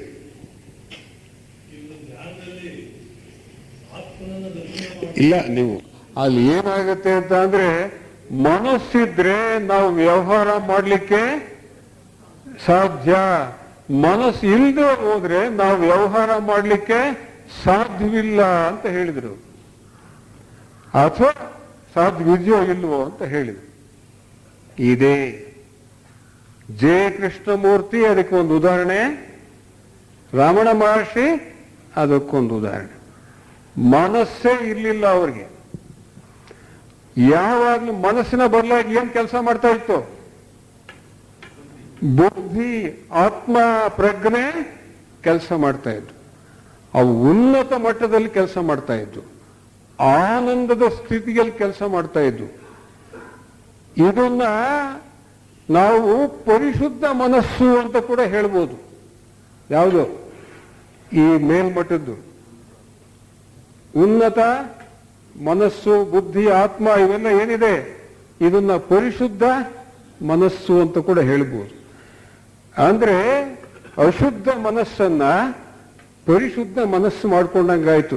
ನಾವು ಆತ್ಮ ಸಾಕ್ಷಾತ್ಕಾರ ಮಾಡಿಕೊಂಡು ಆ ಪರಿಶುದ್ಧ ಮನಸ್ಸು ಶಾಶ್ವತವಾಗಿ ಉಳಿದಂಗಾಯ್ತು. ಅದು ಮನಸ್ಸೇ ಪರಿಶುದ್ಧ ಮನಸ್ಸು, ಉನ್ನತ ಮನಸ್ಸು. ಆ ಉನ್ನತ ಮನಸ್ಸಿನ ಸ್ಥಿತಿಯಲ್ಲಿ ನಾವು ಮಾಡಿದ ಎಲ್ಲವೂ ಕೂಡ ಆನಂದಕರವಾಗಿರುತ್ತೆ. ಆದರೆ ಆ ಗಡಿಸದೇ ಇರ್ತಕ್ಕಂತಹ ಕೇವಲ ಕೆಳ ಮನಸ್ಸಿನ ಸ್ಥಿತಿ ಇರ್ತಕ್ಕಂಥವನು ಯಾವಾಗಲೂ ವ್ಯವಹಾರದಲ್ಲಿ ದುಃಖವನ್ನ, ನೋವನ್ನ ಅನುಭವಿಸಲೇಬೇಕು. ಮೇಲ್ ಮನಸ್ಸು ಅಥವಾ ಶುದ್ಧ ಮನಸ್ಸನ್ನ ನಾವು ಗಳಿಸಿದಾಗ, ಆತ್ಮ ಸಾಕ್ಷಾತ್ಕಾರ ಮಾಡಿಕೊಂಡು ಅದು ಶಾಶ್ವತವಾದಾಗ, ನಾವು ಕೆಳಗಿಳಿದ್ರೂ ಕೂಡ ನಮ್ಮ ಪ್ರಜ್ಞೆ ಹೇಗೆ ಆನಂದಮಯವಾಗಿ ವರ್ತಿಸ್ತಾ ಇರುತ್ತೆ. ದುಃಖವೇ ಇರೋಲ್ಲ. ಆ ಸ್ಥಿತಿ ನಮಗೆ ಈಗ ಅರ್ಥ ಆಗುಲ್ಲ. ಯಾವಾಗ ಆ ಮಟ್ಟಕ್ಕೆ ಏರ್ತೀವೋ ಆಗ್ತದೆ. ಅದಕ್ಕೆ ಚಾಯ್ಸ್ಲೆಸ್ ಅವೇರ್ನೆಸ್, ಅರಿವು. ಎಂಥ ಅರಿವು ಅದು? ಅದು ಆಯ್ಕೆ ಇಲ್ಲದ ಅರಿವು. ಅದು ಬೇಕು ಇದು ಬೇಕು ಅನ್ನೋ ಪ್ರಶ್ನೆನೇ ಇಲ್ಲ. ನಿರ್ಲಿಪ್ತ ಸ್ಥಿತಿ, ಸಾಕ್ಷೀಭಾವ ಸ್ಥಿತಿ ಅದು. ಈ ಸಾಕ್ಷೀಭಾವ ಸ್ಥಿತಿಯಲ್ಲಿ ನಾವು ನೋಡ್ತೀವಿ. ಬುದ್ಧ ಹೇಳ್ತಾನೆ ಒಂದ್ ಕಡೆ, ವಸ್ತುವನ್ನ ನೋಡಬೇಕಾದ್ರೆ ಸುಮ್ಮನೆ ನೋಡು ಅಂತ ಹೇಳ್ತಾನೆ. ಬರೀ ನೋಡುವಿಕೆ ಇರಬೇಕು. ಯಾವುದನ್ನೇ ಶಬ್ದವನ್ನ ಕೇಳಬೇಕಾದ್ರೆ ಬರೀ ಕೇಳುವಿಕೆ ಇರಬೇಕು. ಯಾವುದೇ ಆಹಾರವನ್ನ ಸೇವಿಸಬೇಕಾದ್ರೆ ಬರೀ ಆಸ್ವಾದ ಇರಬೇಕು. ಬರೀ ಅಂತ ಹೇಳ್ತಾನೆ. ಬರೀ ಅಂತ ಹೇಳಿದ್ರೆ ಯು ಮಸ್ಟ್ ಬರಿ ದಿಸ್ ಲೋಯರ್ ಮೈಂಡ್ ಅಂತ ಹೇಳಿ, ಕೆಳ ಮನಸ್ಸನ್ನ ನಾಶ ಮಾಡು, ಮೇಲ್ ಮನಸ್ಸಿನ ಸ್ಥಿತಿಯನ್ನ, ಶುದ್ಧ ಮನಸ್ಸಿನ ಸ್ಥಿತಿಯನ್ನ ಪಡಿ. ಶುದ್ಧ ಮನಸ್ಸು ಅಂತಕ್ಕಂಥದ್ದು ನಿರ್ವಿಕಾರವಾಗಿ ಕೆಲಸ ಮಾಡ್ತಾ ಇರುತ್ತೆ. ಆದ್ರೆ ಕೆಳ ಮನಸ್ಸಿದ್ದವ್ರು ನಾವು ಅದನ್ನ ನೋಡಿದ್ರೆ ಅದು ಕರಗಿದೆ, ಚೆನ್ನಾಗಿಲ್ಲ, ಇದು ಚೆನ್ನಾಗಿಲ್ಲ, ಅದು ಸರಿ ಇಲ್ಲ, ಇದು ಸರಿ ಇಲ್ಲ ಅಂತ ಹೇಳ್ತೀವಿ. ಆ ಆತ್ಮ ಸಾಕ್ಷಾತ್ಕಾರ ಮಾಡ್ಕೊಂಡವನು ಅದನ್ನ ನೋಡಿದ ತಕ್ಷಣ ಅದು ಹೇಗಿರುತ್ತೋ ಹಾಗೆ ಅದನ್ನ ನೋಡ್ತಾನೆ. He will not show any reaction. ಯಾವುದೇ ಒಂದು ಪ್ರತಿಕ್ರಿಯೆ ತೋರಿಸಲ್ಲ ಅವನು. ಯಾರು ಆತ್ಮ ಸಾಕ್ಷಾತ್ಕಾರ ಮಾಡ್ಕೊಂಡು ಶುದ್ಧ ಮನಸ್ಸನ್ನ ಹೊಂದಿರತಕ್ಕಂಥವನು, ಅವನ ಪ್ರಜ್ಞೆ ಕೆಳಗಿಳಿದಾಗ, ಅವನು ವ್ಯವಹಾರದಲ್ಲಿ ಇದ್ದಾಗ, ವ್ಯವಹಾರ ಮಾಡ್ತಾ ಇರಬೇಕಾದ್ರೆ ಯಾವುದೇ ಪ್ರತಿಕ್ರಿಯೆ ತೋರಿಸದೆ ಕೆಲಸ ಮಾಡ್ತಾ ಇರ್ತಾನೆ. ಅವನ್ನ ನೀವೇನಾದ್ರೆ ಸರಿಯಾಗಿ ಮಾಡಿಲ್ಲ ಅಂತ ಅಂದು ಒದೆಯಕ್ಕೆ ಹೋಗಿ ಹಂಗೆ ಇರ್ತಾನವ. ನಿನ್ನೆ ಆಮೆ ವಿಚಾರ ಹೇಳಿದ್ನಲ್ಲ, ಹಾಗಿರ್ತಾನವ. ಹಿಂದಕ್ಕೂ ಸರಿಯಲ್ಲ, ಮುಂದಕ್ಕೂ ಹೋಗೋದಿಲ್ಲ. ಅವನು ಸುಮ್ಮನೆ ಹಾಗೆ ಇರ್ತಾನೆ. ಅವನ ಕೆಲಸ ಅವನು ಮಾಡ್ತಲೇ ಇರ್ತಾನೆ, ಆನಂದದಿಂದ ಮಾಡ್ತಾ ಇರ್ತಾನೆ. ಅಂತಹ ಸ್ಥಿತಿ ಬರುತ್ತೆ ನಾವು ಆತ್ಮ ಸಾಕ್ಷಾತ್ಕಾರ ಮಾಡಿಕೊಂಡಾಗ. ಯಾವಾಗಲೂ ಅವನು ಕೆಲಸ ಮಾಡ್ತಾ ಇರಬೇಕಾದ್ರೆ ಅವನಿಗೆ ಬೇಜಾರೇ ಆಗೋಲ್ಲ, ಯಾವಾಗಲೂ ಆನಂದವಾಗಿ ಕೆಲಸ ಮಾಡ್ತಾ ಇರ್ತಾನೆ ಈ ಕೆಳಮಟ್ಟದಲ್ಲಿ. ಬೇರೆ ನಾವೆಲ್ಲ ಹಾಗೆ ಮಾಡೋಕ್ಕಾಗ್ತದೆಯೋ? ಸಾಧ್ಯವೇ ಇಲ್ಲ. ನಾವು ಆ ಮಟ್ಟಕ್ಕೆ ಏರಿದ್ಮೇಲೆ ನಾವು ರಮಣ ಮಹರ್ಷಿನೂ ಆಗ್ಬೋದು, ಜಯ ಕೃಷ್ಣಮೂರ್ತಿ ಆಗ್ಬೋದು. Thank you. ಸಂಜೀವಯತ್ಯಖಿಲ ಶಕ್ತಿಧರ